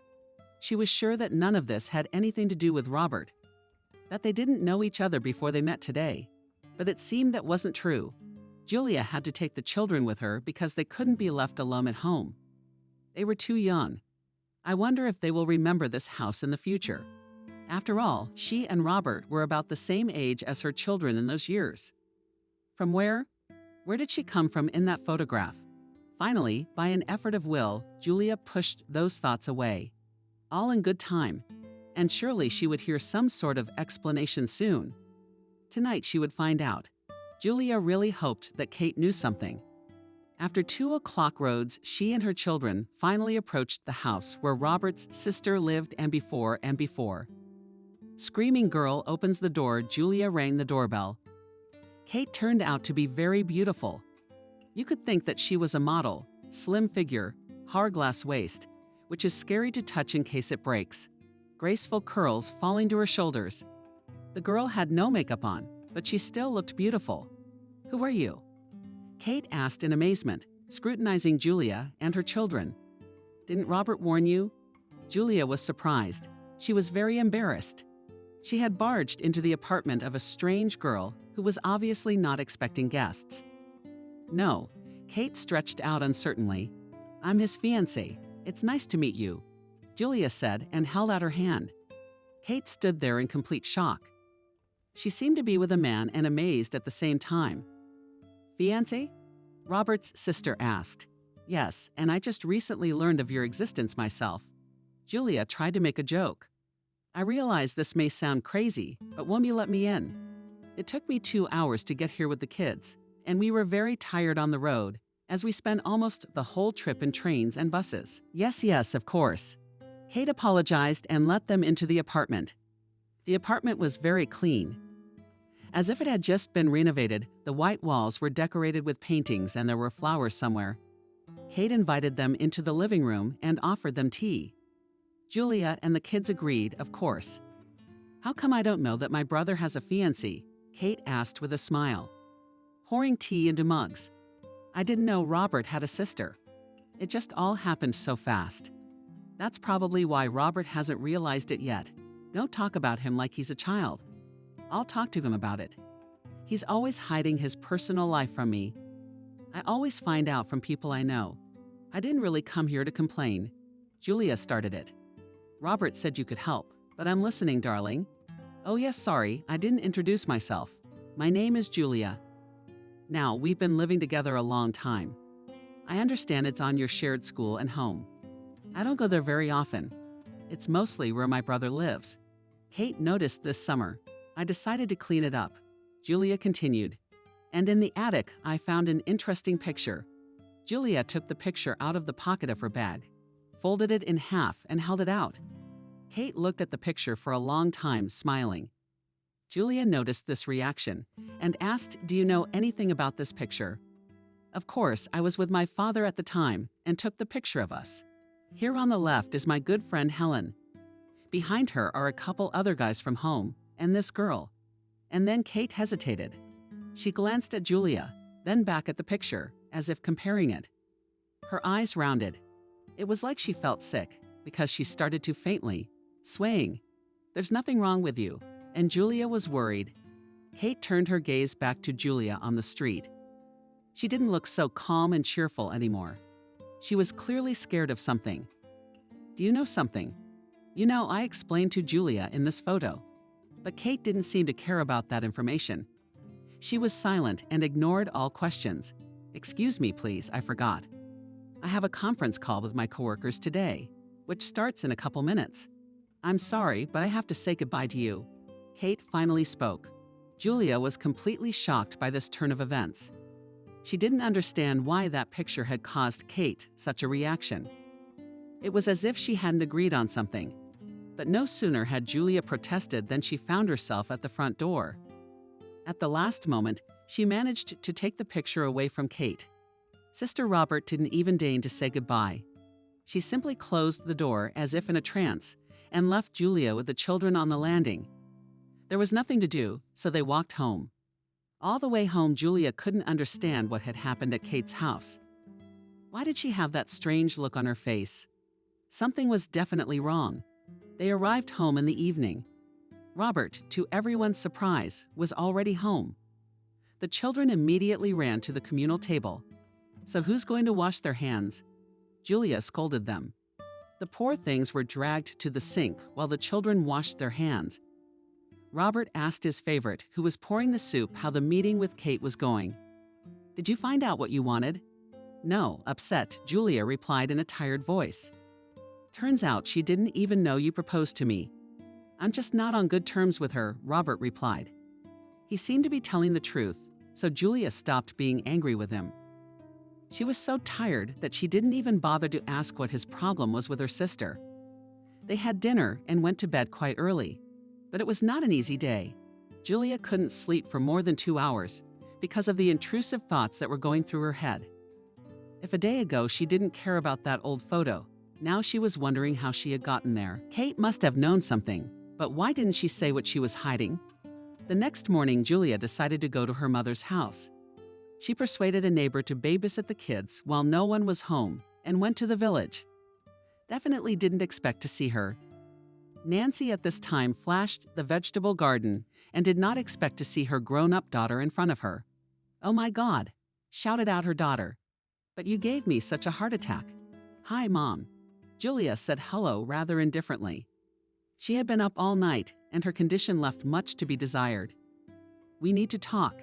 The woman looked at her daughter suspiciously, and she didn't look good. bruises under her eyes, dry lips. A sickly look has never made anyone look good. Are you sick? Nancy was worried. No, Mom, please, it's very important. You have to help me. They went into the house. The first thing Nancy did was make tea. And then they could sit down at the table. Nancy always said you can't have a dialogue without tea. Tea is a special brew that encourages conversation, especially on heartfelt topics. As soon as they sat down, Julia got right down to business. She pulled out a picture and gave it to her mother, accompanying it with the words, "Do you know how I could have ended up in this picture?" Nancy put on her glasses and took a closer look. The reaction was exactly the same as Catherine's. Nancy threw the picture away as if the devil himself was looking at her. "Mom, what are you doing?" Julia asked, not understanding her mother's actions. "You're supposed to know where your daughter is from. I'm right in this picture." "Yes," stretched the woman enigmatically. "But it's all on me. Enough of your riddles. Who don't I come to?" They respond like they're in a trance. "What's wrong with an ordinary photo from 100 years ago? I just wanted to know what I was doing there." "You're my mother, you know that." Julia couldn't stand it and said what she thought. She couldn't say such words to Katya, because it would be simply impolite. She is a complete stranger. But with the mother, it's a different story. Do they have no secrets from each other, or do they have any that Mom is keeping from her? The woman didn't answer. She sat in complete silence and looked at the photo in front of her, as if going through flickers and memories. "Mom, well, what are you hiding from me?" Julia begged. "You were there when that picture was taken." Nancy raised her eyes to her daughter. They were wet with tears, and Julia was afraid. Maybe she'd done something wrong. Her mother had said the wrong thing. You shouldn't have taken it out on her like that. It wasn't her fault. "Mom, I'm sorry. Don't cry. Please," Julia apologized. "Oh my God, it's just an old picture." And the mother was almost hysterical. Julia must have pushed her too hard. "I can't." Nancy finally spoke up. "Julia, I'm sorry, I can't." "Why not? What's wrong with this picture? Or is there a bad story behind it?" "Daughter, please." The mother sobbed. Now Julia didn't understand anything at all. Why her mother was hiding something so zealously. She's crying her eyes out. "You don't need to know. I wanted to keep it a secret forever. I didn't want Nancy to whine. Mom, it's really important to me. That's my fiancé in that picture. I'm really wondering why we used to know him. I don't remember that. Do you know something? So tell me if it's Tommy's fiancé." The woman started stuttering. "Robert, yes, he is." And Julia pointed to the boy on the right. Suddenly, Nancy had a heart attack. She rolled her eyes and began to breathe slowly and heavily. Julia was very frightened, fearing her mother was having a seizure or heart attack. She jumped up, looking for the pills. After taking them, Nancy gradually calmed down. When she felt better, she went to someone and took out from there also herbal sedative. With shaking hands, poured it into a glass of water and placed it. Then she drank the mixture very quickly in a volley. Then she stood at the table for a couple more minutes, and then returned to Julia. "Okay, to right. I shouldn't be hiding things from you. It's not right. I'd rather you find out the truth, but you don't regret it afterward. What did you ask me?" "Because I'm about to say something that's gonna change your life."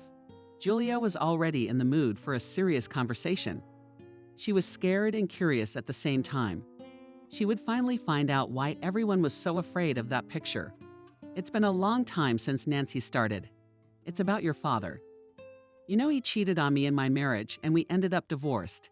But you don't know one very important detail. His mistress, and he had a secret son, a son who was born. Well, I was still unaware of the infidelity. A few years later you were born, and then the whole mistress thing came out. But Julia, the worst part is that he's your father's secret son.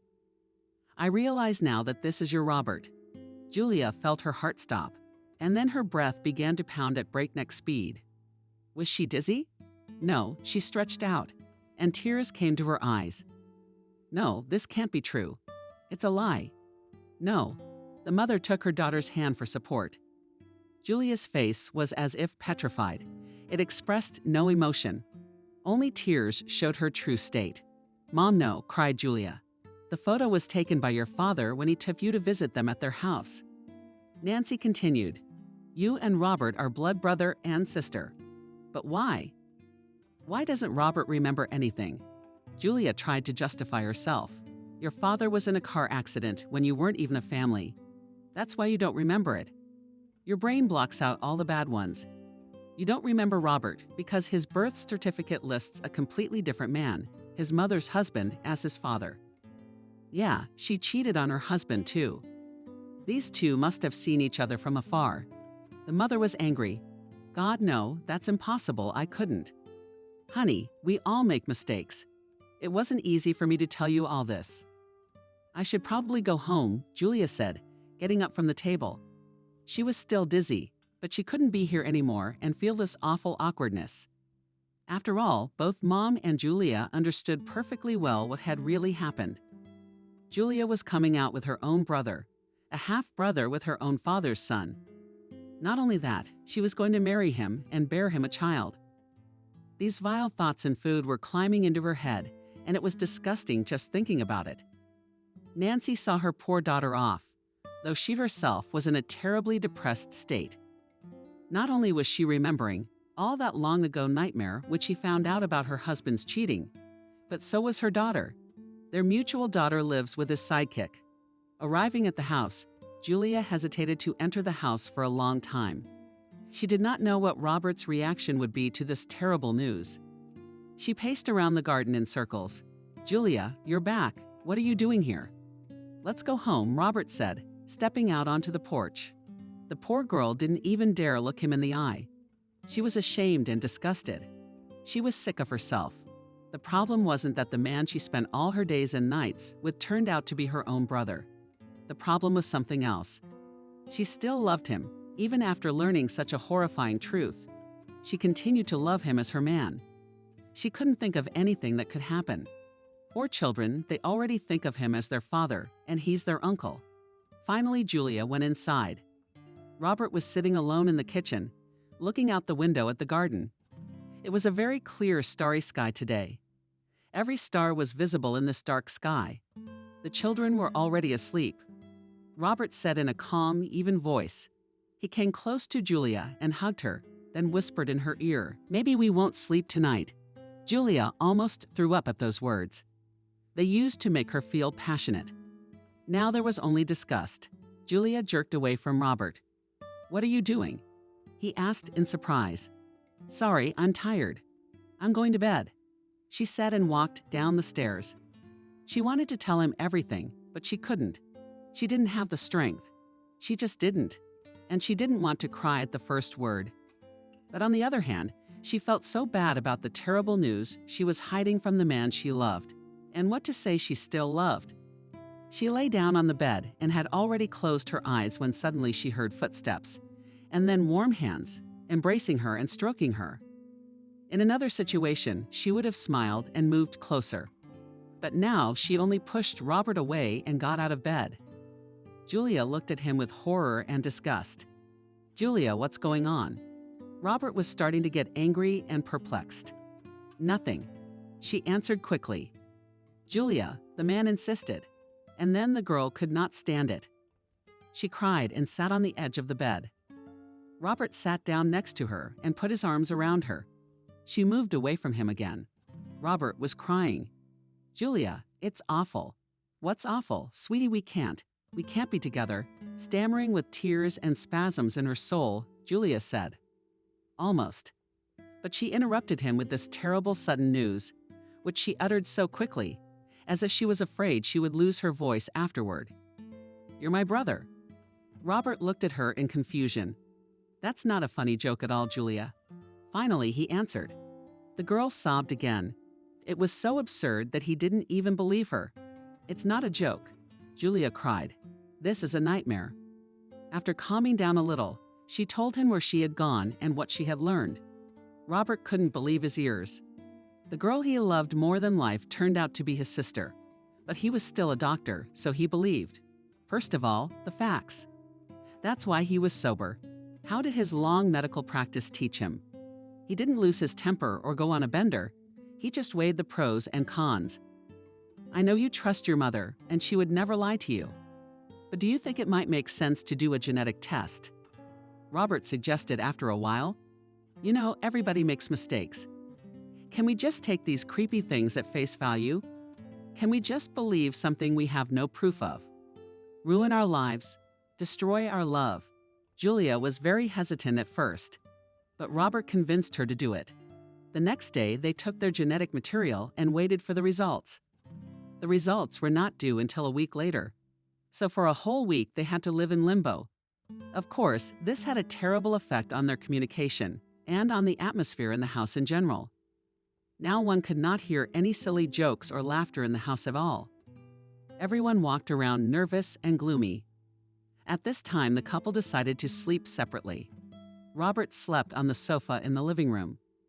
Julia stayed on the bed. "Mom, when will you be a princess in a white dress?" asked Maria at dinner one day. After these words, Julia almost cried.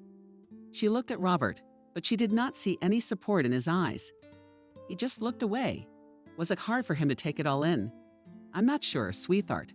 All in good time," Julia replied plaintively, which satisfied the child's curiosity a little. Finally, the hardest week of their lives was over. The results came in. Robert brought the envelope. They sat down in the kitchen and prepared to open it.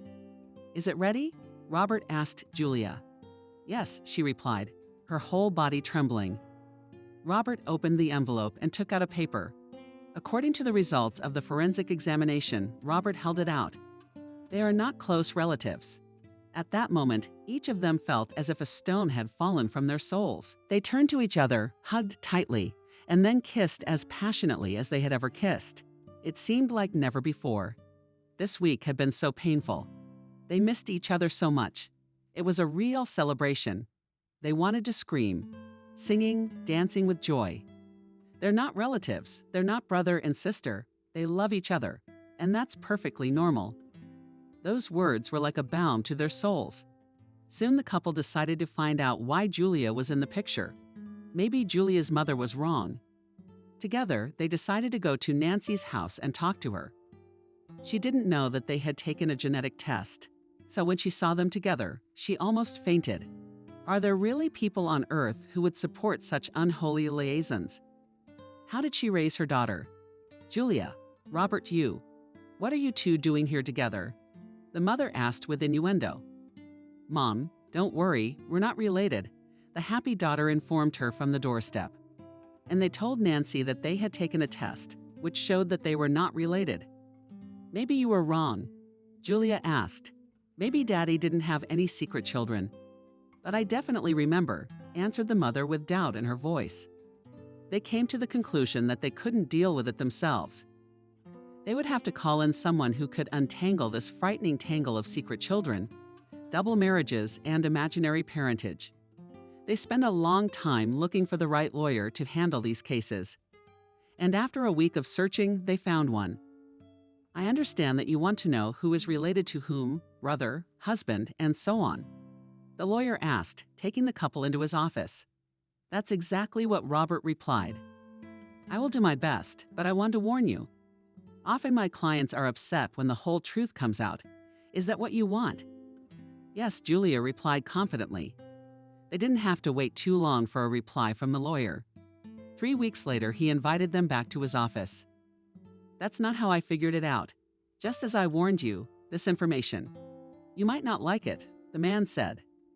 "So the first thing I found out is that you, Julia, are not the natural child of your actual mother, Nancy." Julia's eyes rounded. She didn't believe these words until she was handed a document that proved it. She was also shown a statement from her documented father stating that by fostering the child, he was committing to the secrecy of the adoption. "Pardon me, but what does all this mean?" asked Julia, not understanding anything at all. "And it means, dear, that we are going with you to the maternity hospital where you were born," said the lawyer. And they really went to the maternity hospital where, according to the documents, Julia was born. There they waited for a long time for an old woman, with whom the lawyer had agreed in advance to meet. She had delivered babies here for 40 years in a row. Now this woman no longer worked, of course, herself, but only sometimes supervised new young doctors. Julia Sokolova. Yes, I remember that case, the older woman said thoughtfully. What case? Julia asked in a low voice. She knew she was close to the truth. Your mother is the one that raised you, that brought you up. Lost her daughter in childbirth. The baby was stillborn. But she didn't know about it. She was too sick. She was in intensive care for 2 days. On the same day, a woman who was a political prisoner died in childbirth. Some high-ranking former official. She was brought to us to give birth straight from the institution where she was serving her time. That baby wouldn't even be given to her relatives. She's as good as dead to them. That's why your birth mother's husband persuaded us to give the child to them.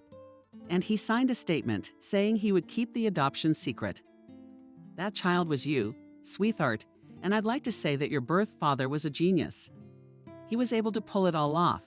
So his wife never figured it out, and I understand she's still in the dark to this day. My father died when I was 5 years old. Even if he wanted to tell me, he didn't have time. Julia reasoned aloud as she left the hospital. Julia felt a kind of emptiness inside. She had been deceived all her life, didn't know her birth mother of her real family. But on the other hand, she felt relieved. Finally, the whole story was coming to light.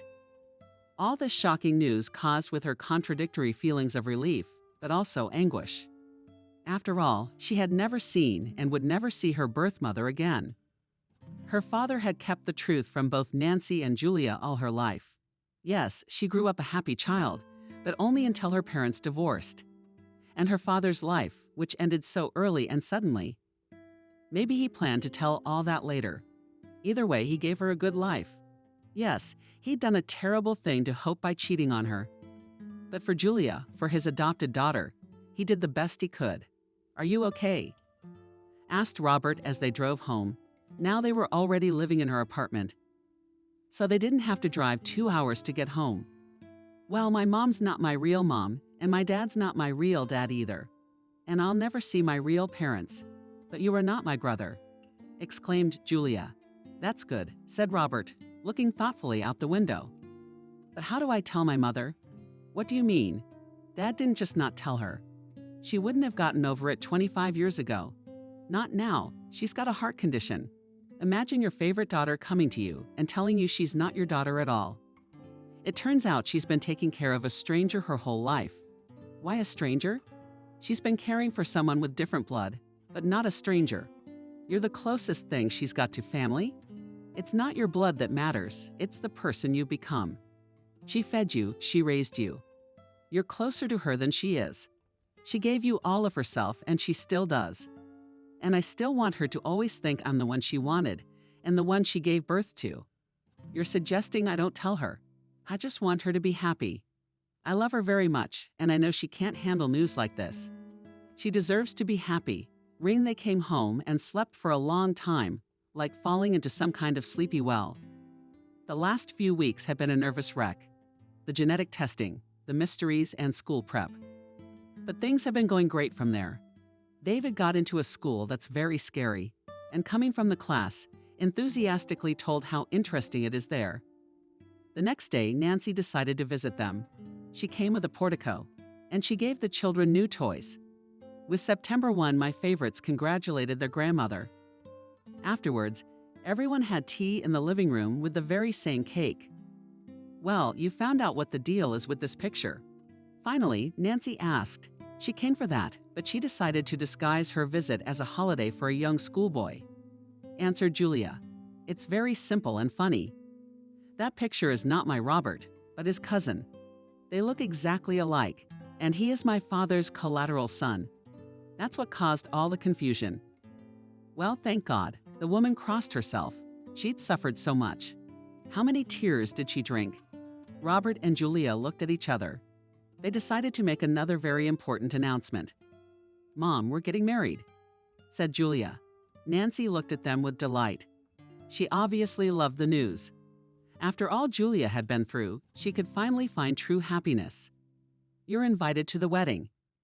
I think you have a month to prepare and come to the ceremony in the best mood, Robert said, smiling. He held out an invitation to the woman, on which the date and time of the upcoming wedding were written. So it's going to be on the house then? Nancy wondered. I think it will be as good as any wedding in town. The main thing is that this is the place we can call home.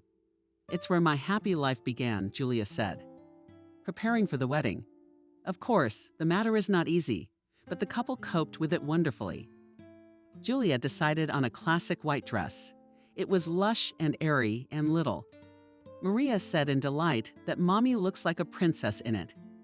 The decorators came to the house and decorated everything in beautiful colors. The place for the exchange of rings was organized right in front of the lake, which created just a fabulous atmosphere. There weren't many guests at the wedding. Some colleagues from work, Robert, Nancy, and all those who helped with the court and further proceedings with family ties. In general, at this wedding, one half of the guests consisted of lawyers and the other half of doctors. Of course, Julia's mother invited a few of her close friends as well. The celebration was small, but very romantic and beautiful. Robert stood by the lake and waited for his beloved. To think of it, he is finally getting married, marrying the one he loves with all his soul. The announcer announced the bride's entrance. Beautiful and tender music began to play. A fabulously beautiful bride appeared. Her photo was solemnly carried by David. He was very proud of his position. He was filled with the realization of his own important mission. Like a true gentleman, he helped his mother to carry the veil. In front was Maria in a ceremonial pink dress and also lush, like a princess, and scattered snow-white rose petals, and smiled radiantly. At last, and Robert saw Julia, her beautiful angelic face. She really was like an angel now, descended to sinful earth. She seemed so fragile and airy, about to grow wings behind her back, and she would fly away into the heavens. But she didn't fly away. She was walking down the aisle to the man with whom she was ready to commit her whole life. Julia was sure of her Robert, and was 200% sure of herself. Now Robert could no longer hold back the stingy male tears. Standing next to him was the woman who had been his life's dream. They were about to be pronounced husband and wife. The guests were looking at them, but they felt completely disconnected from the world. They looked into each other's eyes and saw only infinite happiness. "Good afternoon, honored guests and our newlyweds," said the registrar. "Today, two most beautiful people, Julia and Robert, are getting married. Today is the most beautiful and unforgettable event in your life, the creation of a family. It is the beginning of a good union of two loving hearts. From this day, you will go through life hand in hand, together experiencing both the joy of happy days and sorrows. By creating a family, you have voluntarily assumed a great duty to each other and to the future of your children.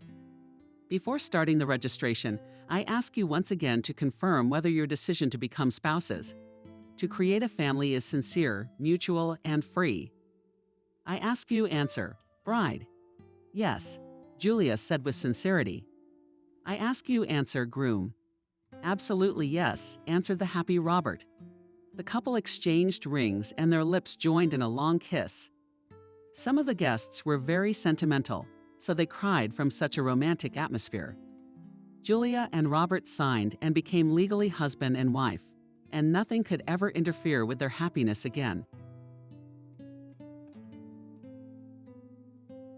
Subscribe and click the bell. There was no way they were going to meet. There was no chance. Their lives were like planets orbiting far apart in different orbits. Alex, a law student who had nothing to do at an expensive fashionable resort, was brought here by illness. Last winter he was depressed, and it came out of the blue. Yes, he studied for days and nights, sitting at the textbooks. Yes, he was in practice, where he saw such scum of the earth that God forbid he should meet them on a narrow path. And then one day he ran out of energy all at once. He lay with his back turned to the wall and stupidly looked at the geometric patterns of the carpet. He didn't want to eat, study, or even live. His mother and father were terribly worried. Alex was their only late son, a fictionally gentle, intelligent people. They never pressured the boy. If he was forbidden something, he understood perfectly well why. And all that could be allowed to him, allowed to get a dog, to bring home friends with a sleepover, to go with the class on a camping trip.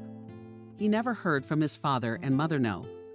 It was the same with his choice of profession.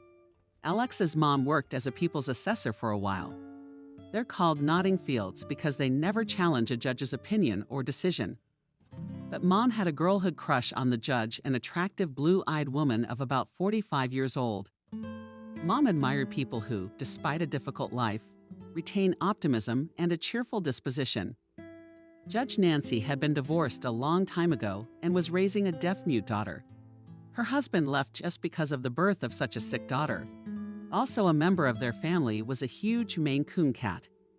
Once there was a newspaper with a program on TV, and the cat took this paper as a special kind of invitation, meaning you can come here. The program was removed a long time ago, but we couldn't eradicate the cat's bad habit. They never turned on the TV. Nancy Helen's daughter lived in a special boarding school. She came home on weekends. Her mother was not going to marry anymore and gave all her strength to her work. In the first place, because she sincerely loved her work, and in the second place, she saved most of her earnings. She wanted to take Lena abroad for treatment. Surgery plus rehabilitation. Every day Nancy had to judge people who stole something or didn't share something or beat up or even killed.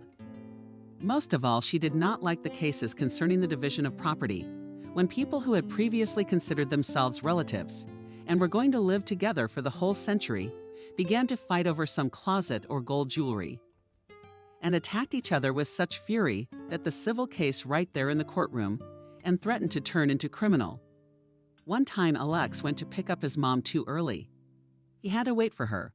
A young man named Parker was on trial. He had just been released from the zone and returned to his mistress Betty and was just beginning, so to speak, to taste freedom. In the evening they quarreled and Parker stabbed Betty. The ambulance came. Betty was drunk and didn't want to go to the hospital. They could barely convince her to get stitches.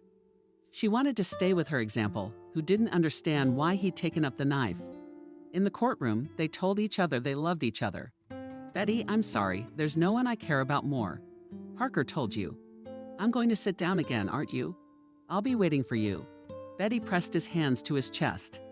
This was a side of life Alex didn't know, had never encountered. Parker got 2 years and 10 months. And Betty was in the hallway excitedly discussing with her sister what to send him in first gear. Nancy felt sorry for him, Mom said as she and Alex drove home. She gave him the shortest sentence possible. He had already been convicted once, but his girlfriend was almost on her knees, assuring him that she held no grudge against him. Alex seemed to be thinking about something of his own. But isn't that when he started reading different literature? Not like before. If before he was interested in adventures, now they were replaced by detectives, books about the elusive, criminals, bloody maniacs, their kidnapper, and domestic violence. In Alex's senior year of high school, he told his parents he wanted to become an investigator. Mom was scared. "It's dangerous. Can't you choose some more peaceful profession?" Dad objected. "Alex is not likely to go into a dangerous line of work. I think he'll work in our small town, and soon all romance will be dispelled. He'll have to investigate a case like the one where a homeless man broke into an apartment and stole a laptop to drink it away. So I'd like to know, wouldn't a chore like this turn him away from the legal profession?" Alex wasn't in the mood to open up. So he briefly said, "We'll just have to wait and see." And during the years of study, he really had to see a lot of things that were too cruel, rough, ruthless. Practice was coming to an end, and again lectures were replaced by seminars. And at home he had to study reports, prepare term papers, and then look at the subject of his diploma. I studied every day until late at night. And finally, from the accumulated fatigue, and there was that very nervous breakdown. He became depressed. Parents were worried God knows where the money came from and bought him a trip to an expensive sanatorium by the sea. Alex didn't even want to go. What difference, where he will lie for hours in a fetal position in a city apartment on the 8th floor or in a local room, 100 meters from the sea. But suddenly the change of place did him good. In the sanatorium, the doctor began to treat him the old-fashioned way. He did not prescribe expensive procedures for the young man. Different spa healing climates, sea bathing, long walks, and drinks with soothing concoctions that were given at the bar had to do the trick. And after a few days, Alex felt that the air here was really healing, and he began to fall asleep easily in the evening. Sleeping soundly at night, he stopped having nightmares. And early in the morning, he was greeted by the sea, clear as a tear, which washed away all the negativity and got rid of heavy thoughts for breakfast. Alex came with a wolfish appetite from even milk porridge, which he did not like before. At the table, his neighbors were a father with a small daughter and a middle-aged woman. The little girl had a pretty face. Her hair was twisted into 2 thick pigtails. She chattered amusingly, and somehow it so happened that if the little girl was given peaches or cakes, everyone at the table was happy to give them to the little girl. Her daddy, Benjamin, smiled embarrassed and grateful. The middle-aged woman's name was Helen. She was unusually silent. It was clear that she was a wealthy woman. What was the jewelry alone? In the ring and hid a large diamond earrings with the same gemstones attracted admiring glances. Helen's short cropped hair was kept small, which she dressed simply, but not a single thing looked cheap. And also the open things that women in the South love so much. Helen wore no loincloths, short skirts, over t-shirts. She always threw on a long-sleeved shirt or jacket. Helen probably did this then to hide her painful thinness. She seemed not just slim, but truly emaciated. Alex thought she must be on some fancy diet. Sometimes Helen sat down at the table, drank only a glass of tea and left immediately. Sometimes, without any appetite, she would pick at the second course with a spoon and leave the plate. It was still rare when I managed to meet her gaze. If the neighbors at the table were talking to her, Helen answered, looking somewhere past, and her answers were always complicated and her voice quiet, as if she was afraid to say an extra word. Alex never met her either on the beach or on excursions, and they were organized almost every day in the sanatorium. You could see Helen only on the farthest paths, and that's not immediately noticeable, sitting on a bench somewhere, face hidden by a wide-brimmed hat, enjoying the solitude. Alex didn't really care. He was glad that he was starting to come to life himself. There was an interest in life. For the first time in many months, he began to make some plans. Periodically, all vacationers in the sanatorium had to visit the doctor to check how the treatment was going. What was the result?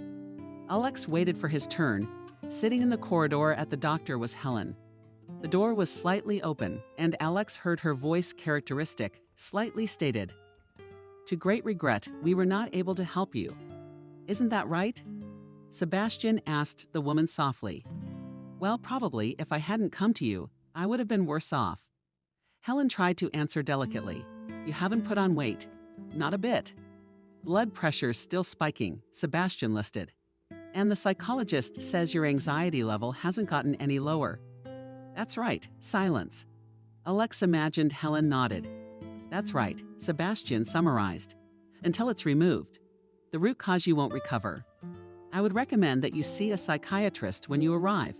Apparently chemistry should already be involved here. Have him find some medication."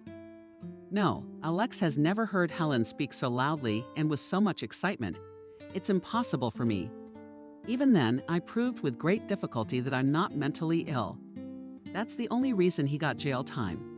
After all, he presented the case so that I made up everything with an unstable person psycho and make hysterics. Jealous of everything and everyone. Plus a vivid imagination. And it's a done deal. But you didn't do the beating yourself. Sebastian was still talking softly. "It's still a basic fact. Didn't I tell you? He somehow convinced my friends, ex-girlfriends, to testify that I've been weird since I was young, that I can cut myself and stuff like that." Okay, apparently the doctor preferred not to go into all that. There was silence. Sebastian must have been writing. "Get it at the nearest drugstore. These are sleeping pills. They're a prescription drug. And for the last few days you'll be here, get some sleep, and don't think about anything. I strongly advise you to go home. Let not psychiatrist, let psychotherapist. No one will put you on the register. But as you do not realize, you will not be able to live fully, will not be able to enjoy life, if you do not work on this problem. How much life is left in there, doctor?" Helen abruptly pushed back her chair. A couple of moments later, the door opened, and without looking at Alex, the woman walked quickly down the corridor. For some reason, all day long the young man couldn't forget about this conversation. He waited for dinner to see Helen in the dining room. Usually she was always a little late. They served very pretty cakes for dessert, baskets with cream and fruit. Alex automatically handed his to Ninotchka, while he looked out the door every now and then. But Helen never appeared. The next day Alex, as usual, went to the beach. Early in the morning he liked those hours, when there was still no one here. But who among the vacationers would really think of getting up at 5? Only a few fishermen could be found on the shore. But suddenly he saw Helen. The woman was sitting on a chaise lounge under the awning, although the sun had just descended. But one could see Helen. But you could see Helen, and here wanted to remain as inconspicuous as possible. She was wearing a denim fiber skirt, long to her heels, and some kind of stretchy sweater that Helen was tangled in. She sat with her arms around her knees and stared in front of her. Alex didn't want to disturb her and was about to discreetly retreat, but then she looked at him. They nodded to each other. "Good morning, can't sleep," he said. Because he had to say something. "As it turns out, even the pills don't work for me." Helen grinned. Alex didn't expect her to answer. She hadn't told anything about herself until now. "And I was tired of studying," he said. "Have a seat on the next slogan. Once I decided to give myself a break. That made it easier. Maybe you should also not think about unpleasant things." As Helen looked him straight in the eyes. "Can you do that? Teach me. How do I do that?"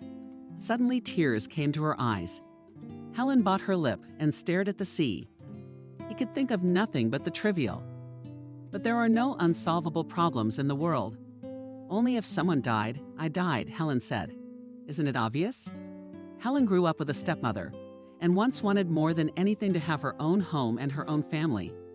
Though everyone around her admired her father, her stepmother, and all 3 of Helen's children, and her 2 free, younger brothers.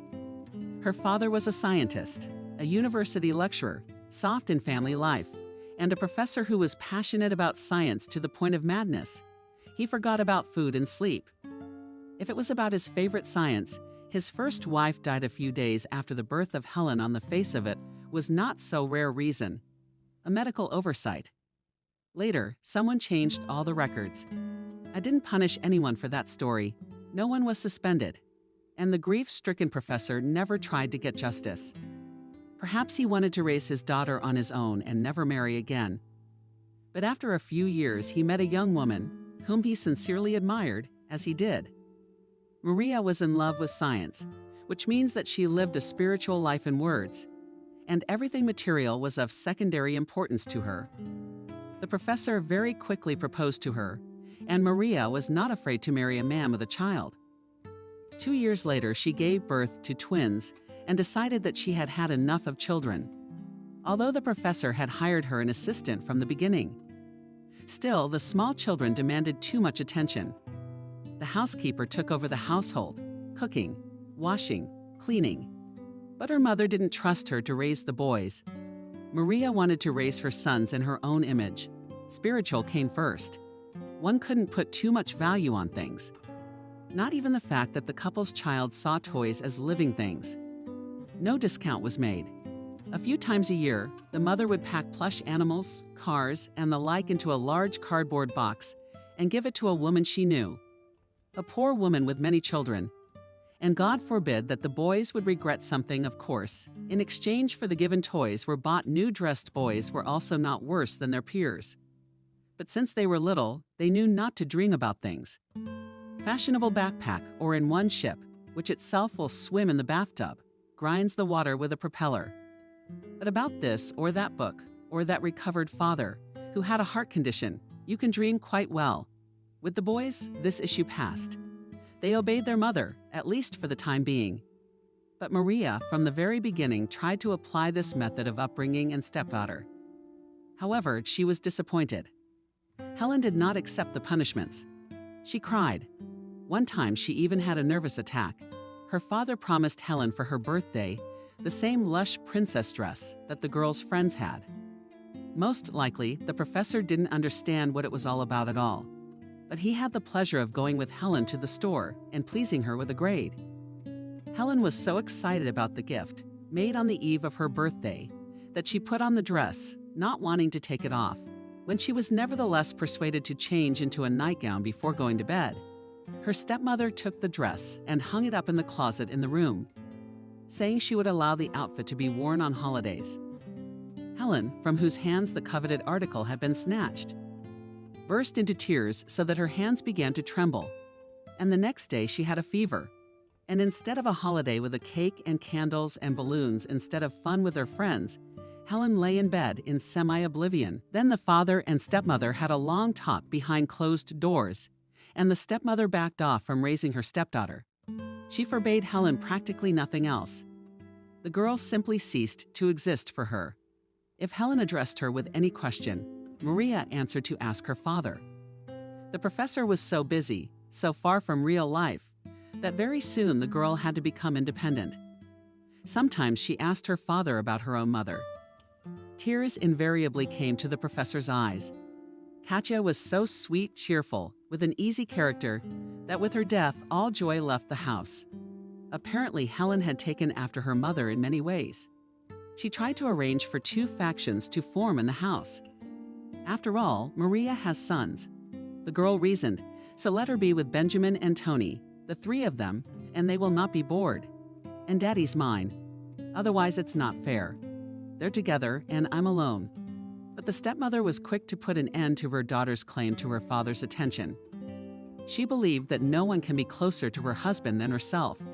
They work together, they have common interests. And Helen is growing up.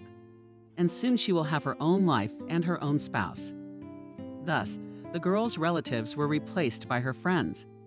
She often stayed with them for days at a time. Her friends' parents didn't mind. No matter what, Helen was well, raised in a friendly manner, always tried to help with the housework. Sometimes someone would say, "I wish I had a daughter like that." Helen would only flinch. Apparently, deep down, it was weighing on her. The fact that, unlike her peers, she did not have a normal family, and she really wanted to have one. No one came to Helen's graduation. The professor was very busy. There was some important meeting of the scientific department. He asked his wife to go to the school, but at least for the solemn part of the awarding of certificates. But Maria made a distant sign. "I haven't been involved in Helen's education for a long time. I don't want to be a hypocrite, participating in this celebration." The professor only shrugged his shoulders and smiled guiltily at his daughter. "I apologized for the way things turned out." However, Helen was already hardened by life, and she only grinned. She did not expect anything else. However, the behavior of her father she still assessed as a betrayal and chose a university for herself in another city. Her father rented her an apartment. Here you have to give justice. The stepmother never interfered if the father spent money on his daughter. "I know for myself in the hostel, and it is difficult to study well," said the professor. "There you stay up late, you bring friends. And if you are going to study seriously, you need a quiet and working environment." He went with his daughter, visited her new apartment, gave a generous sum of money for Helen to buy everything she needed. But when the girl became a student, her behavior changed. It's as if she got to all sorts of entertainment. Now she often lingered in nightclubs, carefree fun with new friends. They could drink so much that they could hardly tell the cab driver their home address. And boys for the evening to pick up and afford any other craziness. And Helen dressed in ways she never would have thought possible. She used to wear bright, flashy things. She used to leave her hair loose.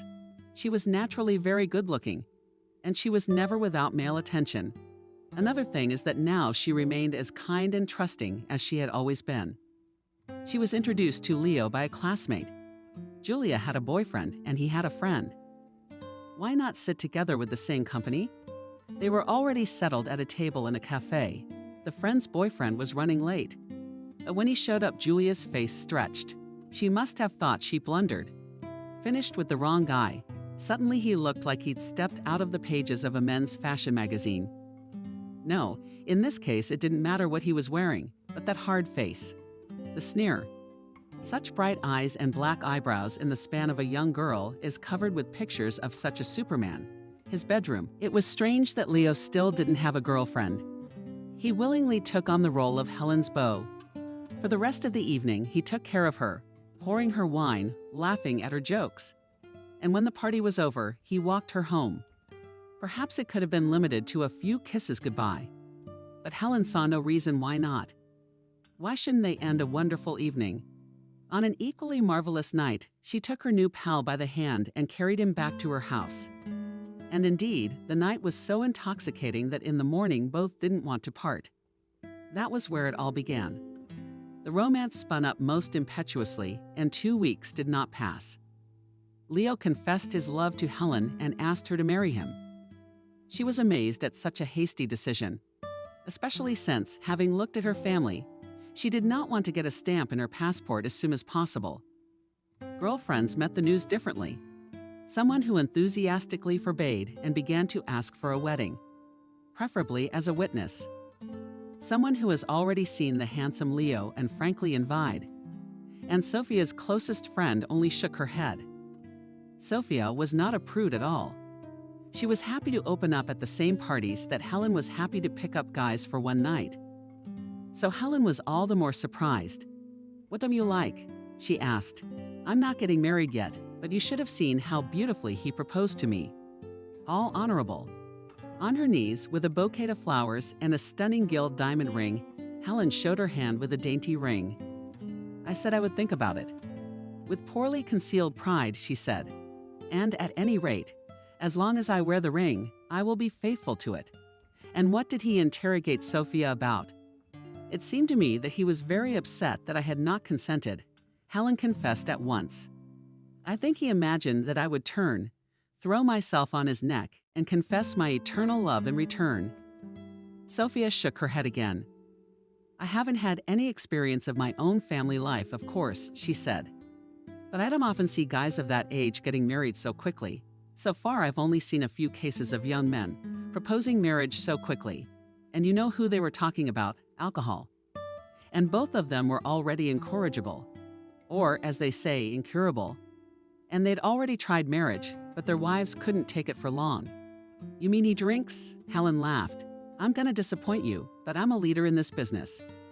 You know I sometimes can't resist an extra cocktail, and he doesn't even guzzle. He's driving. What do you know about him?" Sophia kept up. "Well, his father left the family early. His mother raised him, but she was difficult. She drove men around and paid little attention to her son. Maybe that's what we have in common. Neither he nor I had a normal family." "Maybe," Sophia agreed thoughtfully. "But if I were to advise you to look for a husband, it would be among those guys who had a normal, good family, where the father was used to taking care of the mother, whose son saw that." "And I lazily pitied with unexpected seriousness," said Helen. "He, like me, wanted warmth at home, and his mother gave all her warmth to strange men. He hoped that she would at least give birth to another child, and he would have a brother or sister to take care of. But no. He grew up a lonely orphan with a living mother. But you're not going to run off and marry him right now, are you?" "No, of course not." Helen sounded concerned. "I've already messed up my studies with these affairs. I have debts for the last session. There's no way I can retake it, and I have to do it. It would be a big blow to my father if I suddenly dropped out of the institute. He's the one who pays my rent and gives me money to live on." "Yes," Sophia agreed.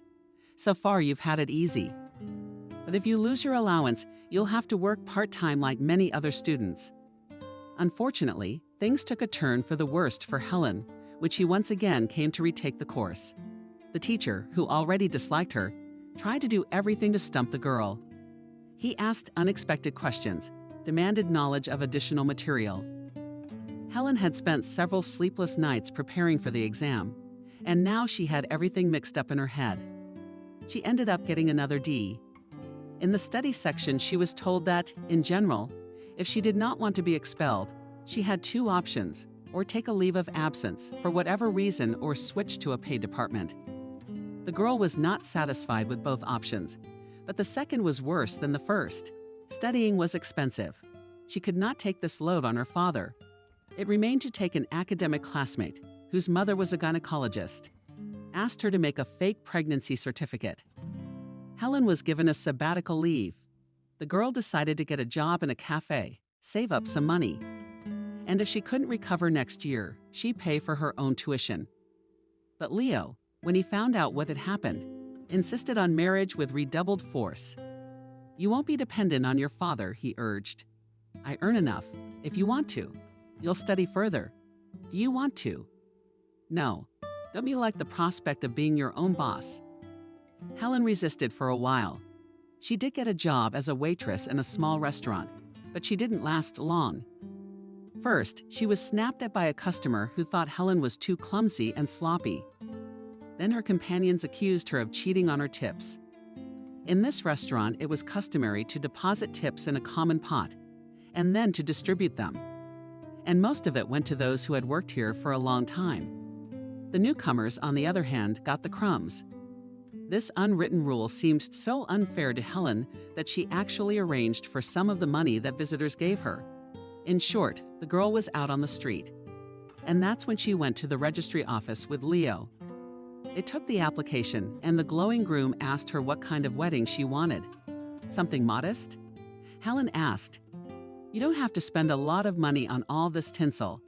I'm fine if we get a table somewhere." "Oh, that's fine." Leo seems to be okay with that. "I wouldn't want to be the lead in a play where everyone's staring at you."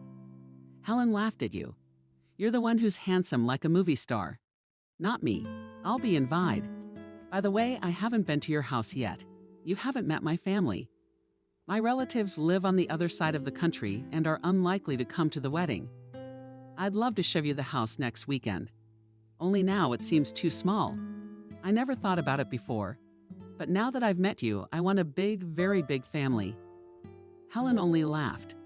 No, she didn't mind children. But first, he'd have to get his degree. The day before the wedding, he gave her a present. They were to go on a wedding trip, but it was supposed to be special, just like he was special. He rented a cottage by a lake in one of the northern regions, but you probably can't swim there. "Yes?" Helen mumbled confusedly. She had assumed that they would go somewhere after the wedding. But she imagined that it would be the south, maybe Turkey or one of the European countries. Even the Krasnodar region. Sea, sun, fruit. A room in a nice hotel. They would get up at dawn and walk along the beach, holding hands. But Leo even grumbled. "You can't find privacy there in season with so many people. The beaches are jammed with excursion crowds, and I want you and me to be alone." And after a few days, Helen was convinced that her husband was right. Instead, he chose a wonderful retreat and a cottage in the woods, surrounded by huge picturesque fir trees. How wonderful the pine needles smelled. It took a few minutes to walk along the wooden planking to the lake and sit on the bridges and admire the view. The water in the lake was the clearest and not so cold. They enjoyed swimming several times a day. The cottage was small, but Helen fell in love with it. 2 bedrooms, the second one was obviously unnecessary. A cozy kitchen finished in wood and a living room with a window and a fireplace. The ceiling-high refrigerator was filled with groceries and newlyweds. There was no need to drive to the nearest town, although it was a quarter of an hour at most by car. Helen had never had such a good time. They would actually get up at dawn, have coffee on the terrace, and then the whole day belonged to them. One could walk along forest paths, discovering new picturesque corners. You can splash as much as you like in the clear, clean water. On rainy days, one could read by the fireplace, listening to the sound of the rain. And that night they spent under the open sky, sheltered by a single plaid, with the same old starry river flowing over their heads. Helen had forgotten to bring her birth control pills. Going through the small medicine cabinet, she discovered they were gone, although she thought she had put them in with her medication. At first, she was saddened by this, but then she waved goodbye. And she felt so good next to Leo that she thought, as it will be, so it will be.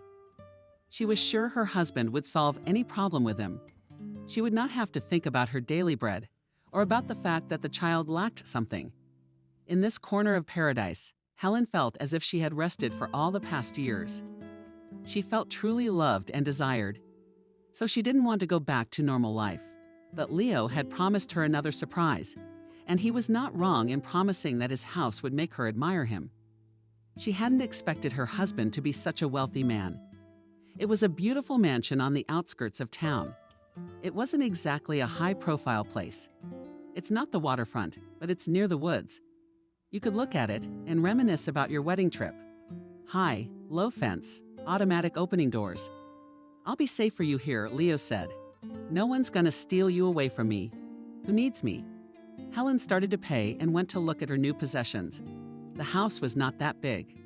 A kitchen on the first floor and a living room on the first floor. 3 rooms, bedroom, study. And the third one Leo said would be a nursery. Last of all, he showed her the basement. Most of it was set up as a gymnasium. There was also a small room. According to Leo, Helen's eyes shone for storage of all kinds of junk. She mentally envisioned making this the most beautiful house in the world. She didn't know exactly how much Leo earned, but she was sure that she would have enough for various transformations. And she'd be working soon, too. Don't you have some blag to find me a place? She asked at dinner. Helen always tried to turn dinner into a little celebration. Not only cooked something tasty, but also beautifully set. Our table. She'd set glasses, pour wine and talk. Under such a feast was usually the most pleasant. But now Leo looked up at her in surprise. Why do you have to work? Helen was confused. I always thought that I should not sit on my neck. You're not sitting on my neck. I always thought I'd patronize and pamper my wife. She wouldn't have to work for someone else's uncle and put up with his whims. Helen was very pleased to hear this, and the conversation ended there. A week later, however, the young woman returned to him.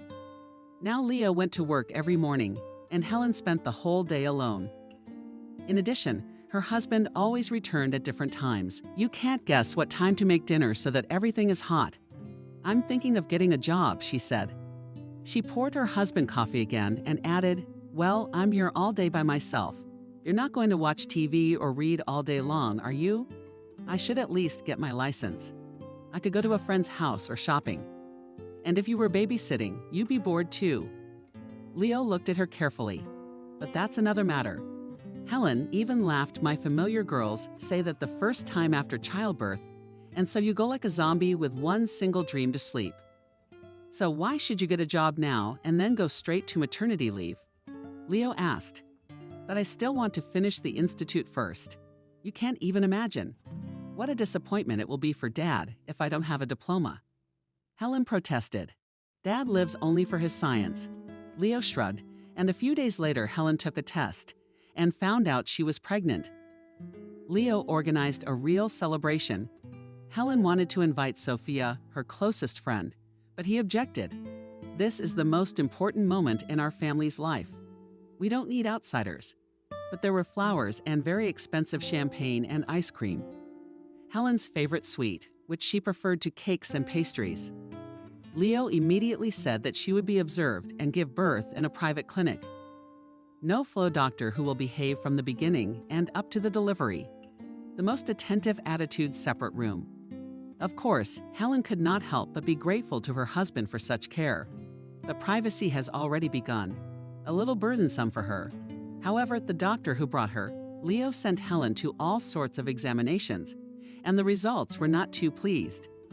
And you look healthier and stronger than you really are. But things aren't going so well. Something's threatening the baby. Is Helen scared? Not if you follow all the recommendations. The doctor said to stick to bed rest. At any moment, you could become dizzy, uncoordinated. You should be able to sit or lie down. I see. Leo, who was present during the examination, asked his wife affectionately, so you can't leave the house, dear. And just in case you don't run away, I'll take away your keys. He turned the matter into a joke. But soon Helen actually discovered that a set of keys was missing from her purse. It's not funny, she said. You're missing your husband for a long time. I might need something. It's not like I'm going to turn into a forge with no freedom.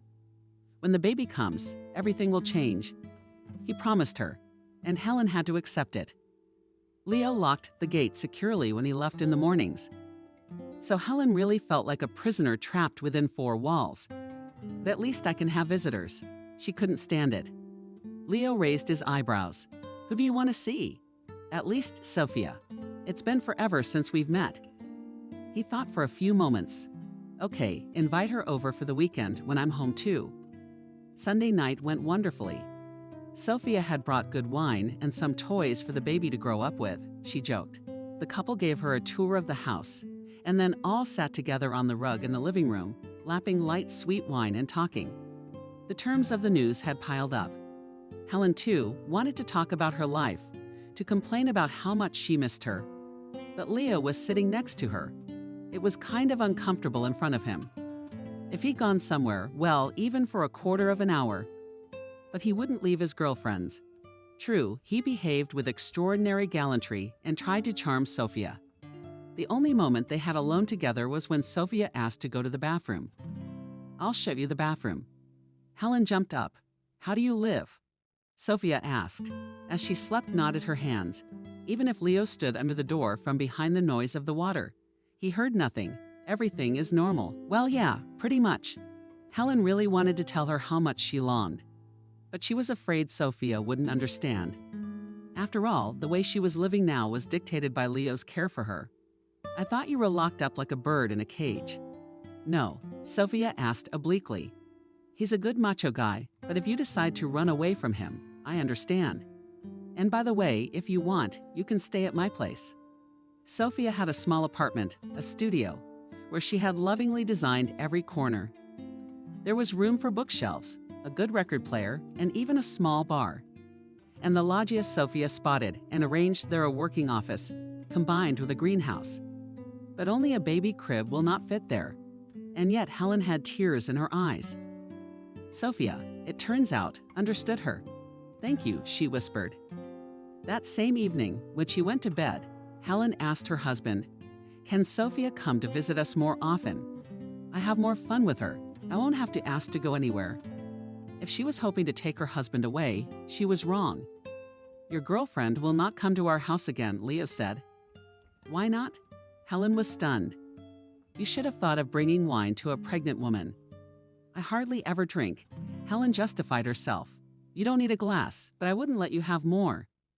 If she shows up next time without me, how do I know what she's carrying? Maybe a bottle of whiskey." I assure you she wouldn't think twice. And I say what would. You're a kind soul. You don't know how jealous people can be. If something happened to your baby, your Sophia will comfort you. And in your heart you'll be glad it happened. You don't think she's jealous of you now. That you have a husband, a nice house, that you're pregnant, and that she has a job and a room the size of a dog kennel. I bet she drinks a lot and is willing to sleep with anyone she meets. Helen was hit by a wave of icy indignation. "You don't know her at all," she said coldly. "You haven't told me anything about your family. When I asked about it, you gave me complicated answers. But I can tell you about my family. I had no mother. I grew up with a stepmother. I never had a sister. Well, Sophia is the sister I've been missing my whole life.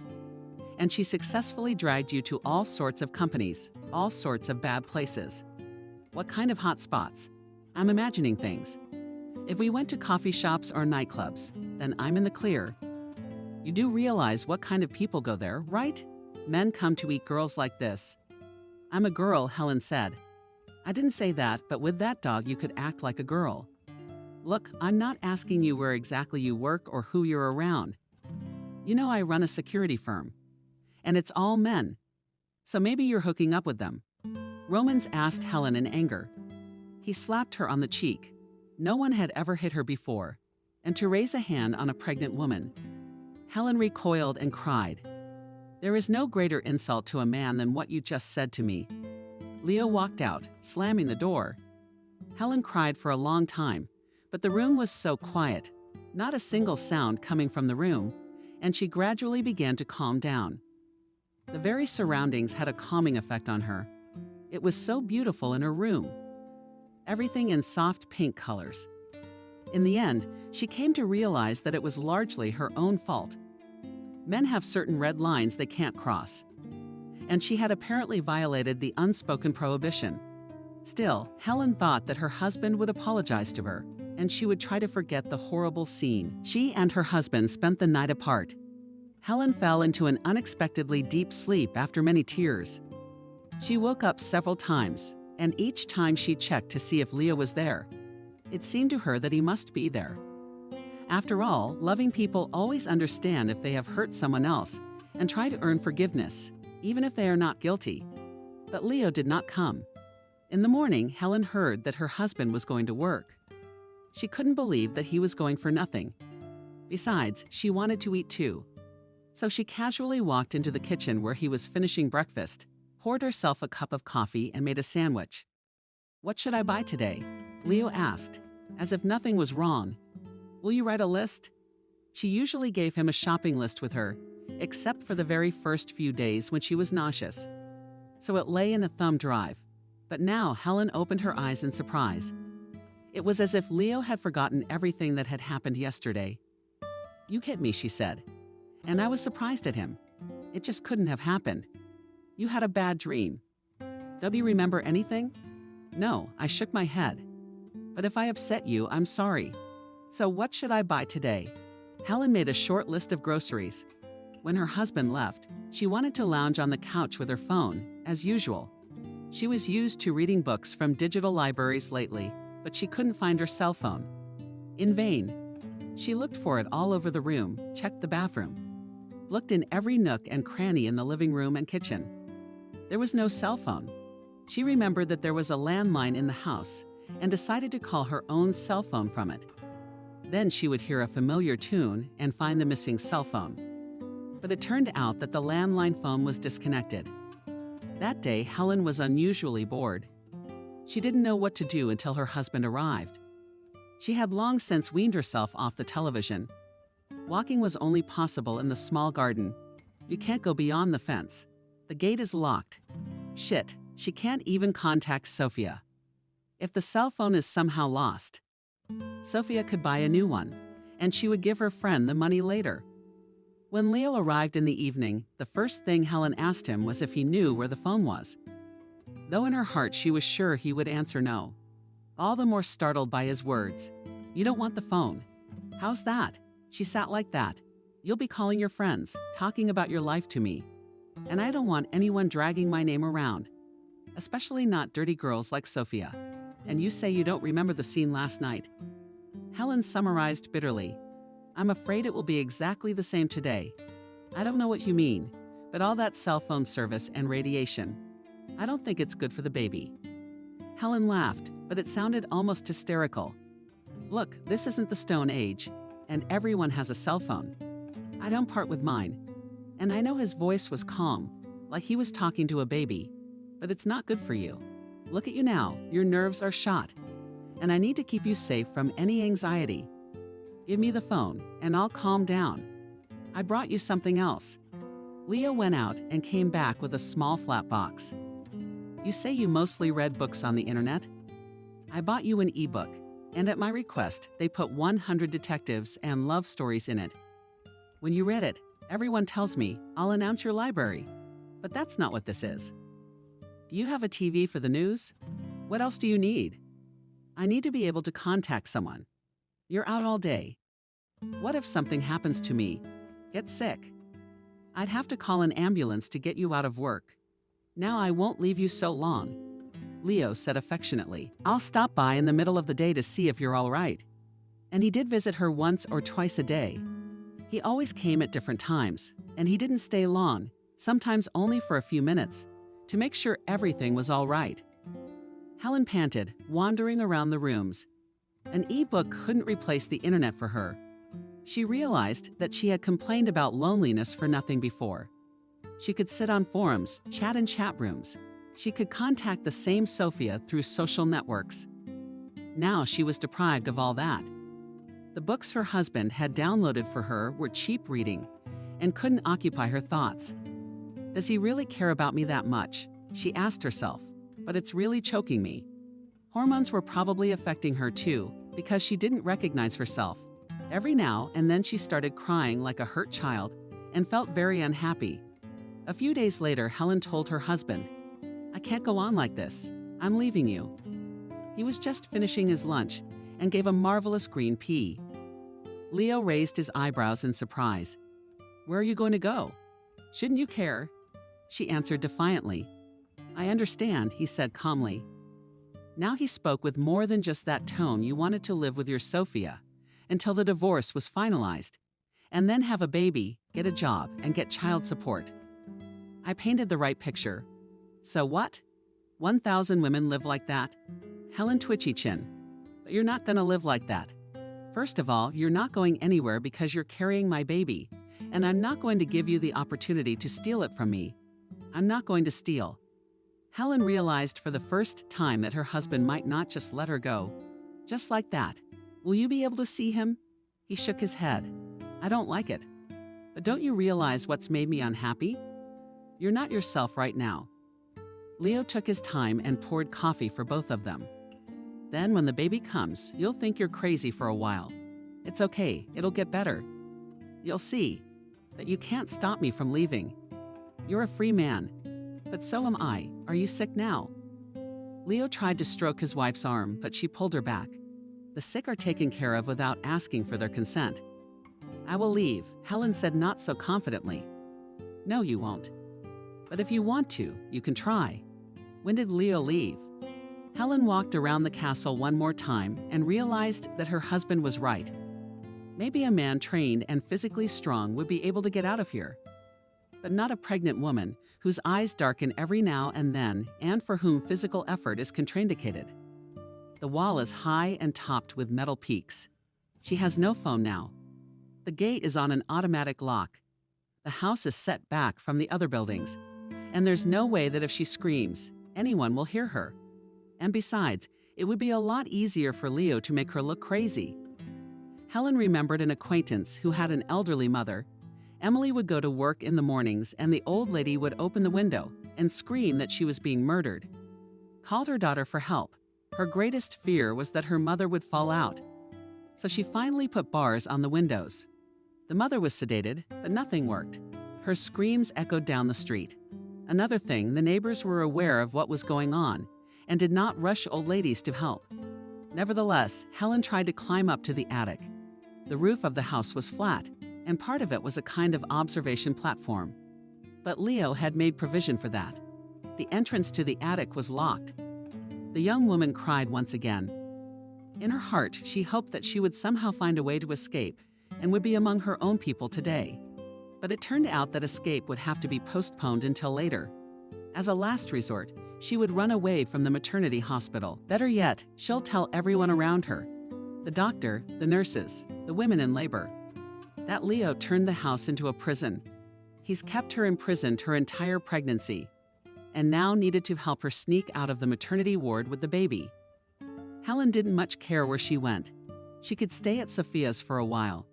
Cramped, but not too cramped. Then maybe she could find some work so that she could afford a nanny for the baby. At the very least, she'll move in with her father. He wouldn't kick her out of the house. Thoughts of her father brought her back to the institute, which Helen had forgotten all about. Her father still thinks she's studying, doesn't he? He sends her money for the apartment, and it is saved on her card. But Leo has the card too, as well as all family documents, passports, policies. He hid them all in the home safe under the pretext that Helen's absent-mindedness is not worth losing documents at the most inopportune moment.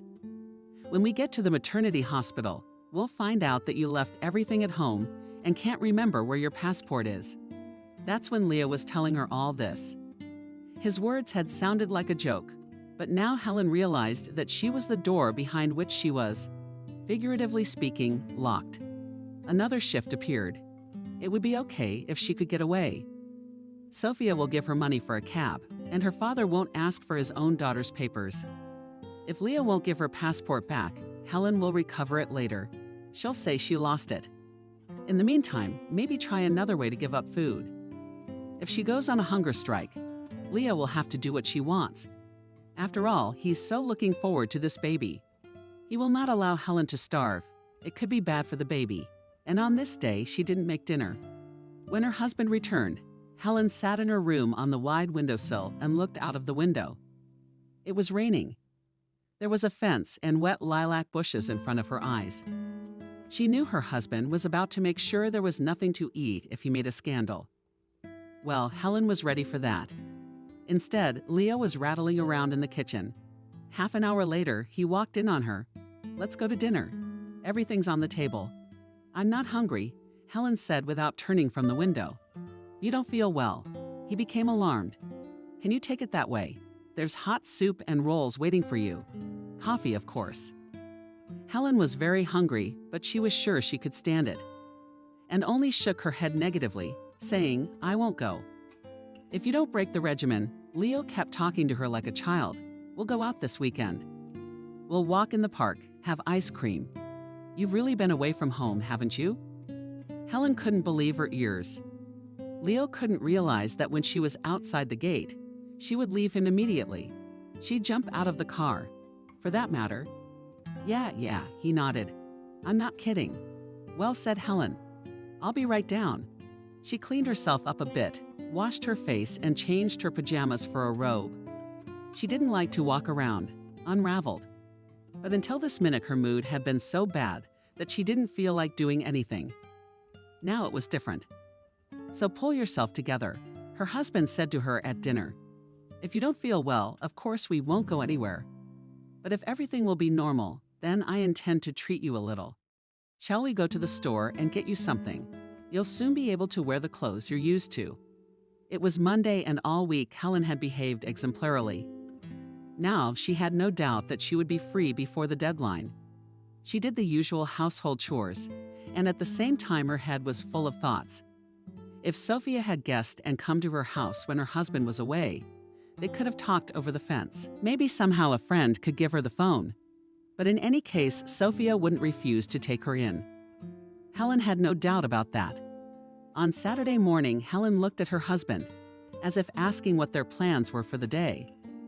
"Unfortunately, I'm being called into work today," Leo said. "Getting my second cup of coffee.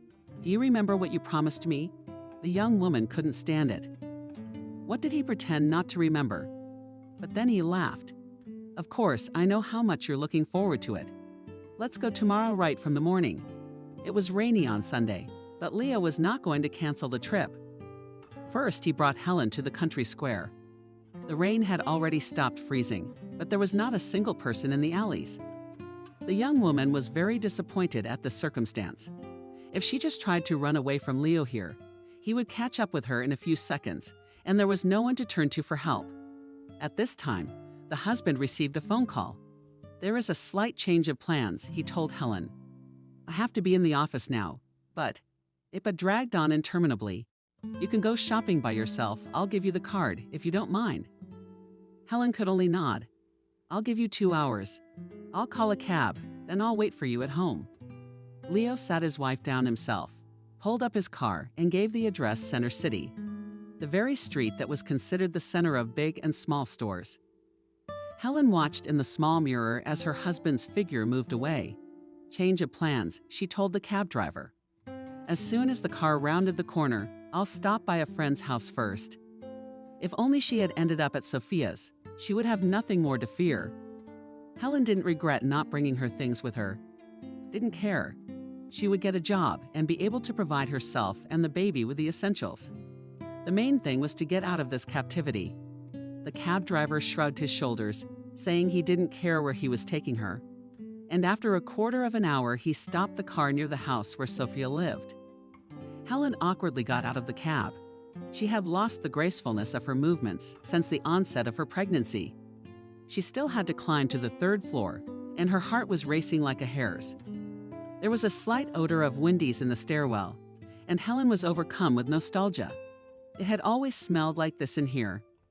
Sophia's neighbor old lady, Wendy, had a great deal of respect for it, and put it generously in all the closets and commands. Helen pressed the bell button, imagining that in a few seconds her friend would open the door for her, and they would throw themselves around each other's necks. But no one rushed to open it. In vain, Helen called again and again with a falling heart. The young woman realized that her friend was not at home. She must have gone to the store somewhere. But she would wait for Sophia. There was no other way out. Helen lost the bag and sank down on the steps. When she heard the front door open, she was alarmed. It could have been Sophia. A few moments later, she couldn't believe her eyes. Leah was coming up the stairs. "How did you find me?" she asked, barely audibly. "Honey, it was a test, and you didn't pass it. I had no doubt you would escape, though. And of course, I had no trouble guessing where. There's nowhere else to go. If you were smart, you'd get in a cab and go to your father's. But you're a poor, knave fool. Don't call Sophia. She's on vacation in the South, and I'm sure she's perfectly happy and doesn't think about you. And you knew she was away. Helen asked with just her lips. Of course I knew. Otherwise, I wouldn't have offered you that walk. What kind of a bitch are you? Now let's go home, calmly, Leo continued. Not long before, Helen was contemplating when she would go into labor, whether it would be possible to keep from screaming, to shout in front of everyone. It seemed very embarrassing to her, but now she was exactly screaming help. Leo squeezed her hand tightly. You want me to call the psychiatric team? I have a friend who works there. He's aware of the problem and will come faster than the police. If you expect her to be called by the neighbors, a psychiatrist will tell the cops you have a diagnosis, and a caring husband will drive you. So I suggest you don't embarrass yourself and make yourself look crazy in front of a lot of other people. With her head down, Helen followed her husband. The tide of emotions was too strong. She felt sick, barely able to stand on her feet. Leo's car was parked in the driveway. He loaded his wife into the back seat like a thing in a mirror. Helen saw his grin. She closed her eyes and didn't open them the whole way. She really felt no longer a human being as a person as before, but an object, belonging to a master. Helen had become depressed. Not only did she not do household chores, but she would not leave her room, lying all day long, turning her back to the wall and keeping silent when she had to get up to go to the restroom. She felt herself weakening quickly, and it was a pleasant sensation. Helen wanted to sink into oblivion as soon as possible and leave this world that way. And the last thing she wanted was for Leo to disturb her and talk to her. The day came when he came and put a chair next to her bed and sat down. It won't go on like this, he said. If you don't eat, you won't last long. Helen twitched, and without turning around, made it clear that she didn't care. Now you're definitely mentally ill. Leo continued. And if you don't do something about it, you're not going to get better. Let me go, Helen said. Come with me. She got out of bed, listless, like a marionette. She no longer believed her husband. Leo held her hand tightly as they went down the stairs and then down another one to the basement. Helen wondered if she had the strength to make it upstairs. After all, and this was indifferent to her, what did it matter where she lay? Might as well be on the floor in the hall. In the basement, Leo opened the very door that was usually closed, for which his old things were kept, as he had said. Now Helen saw that the room was completely empty. A cage. Now her husband held Helen by both hands and spoke to her like a child. If you behave as you do now, I won't be able to leave you alone. You understand? In your condition, you could hurt yourself. There's plenty of opportunity for that up there in the house. And I can't let anything happen to you and the baby. You keep going. You'll be seen by a psychiatrist friend of mine, prescribed pills, and you'll live here with all the furniture. Mattress, night potty is fine. You had this torture chamber specially set up? She asked. No, I shrugged. It's not uncommon for mansions to have a secret room like this to hide in. If there's a break-in, a robbery, or some other emergency. This time it's my emergency. You're the one who wants to be medicated, so you'll lie there like a vegetable.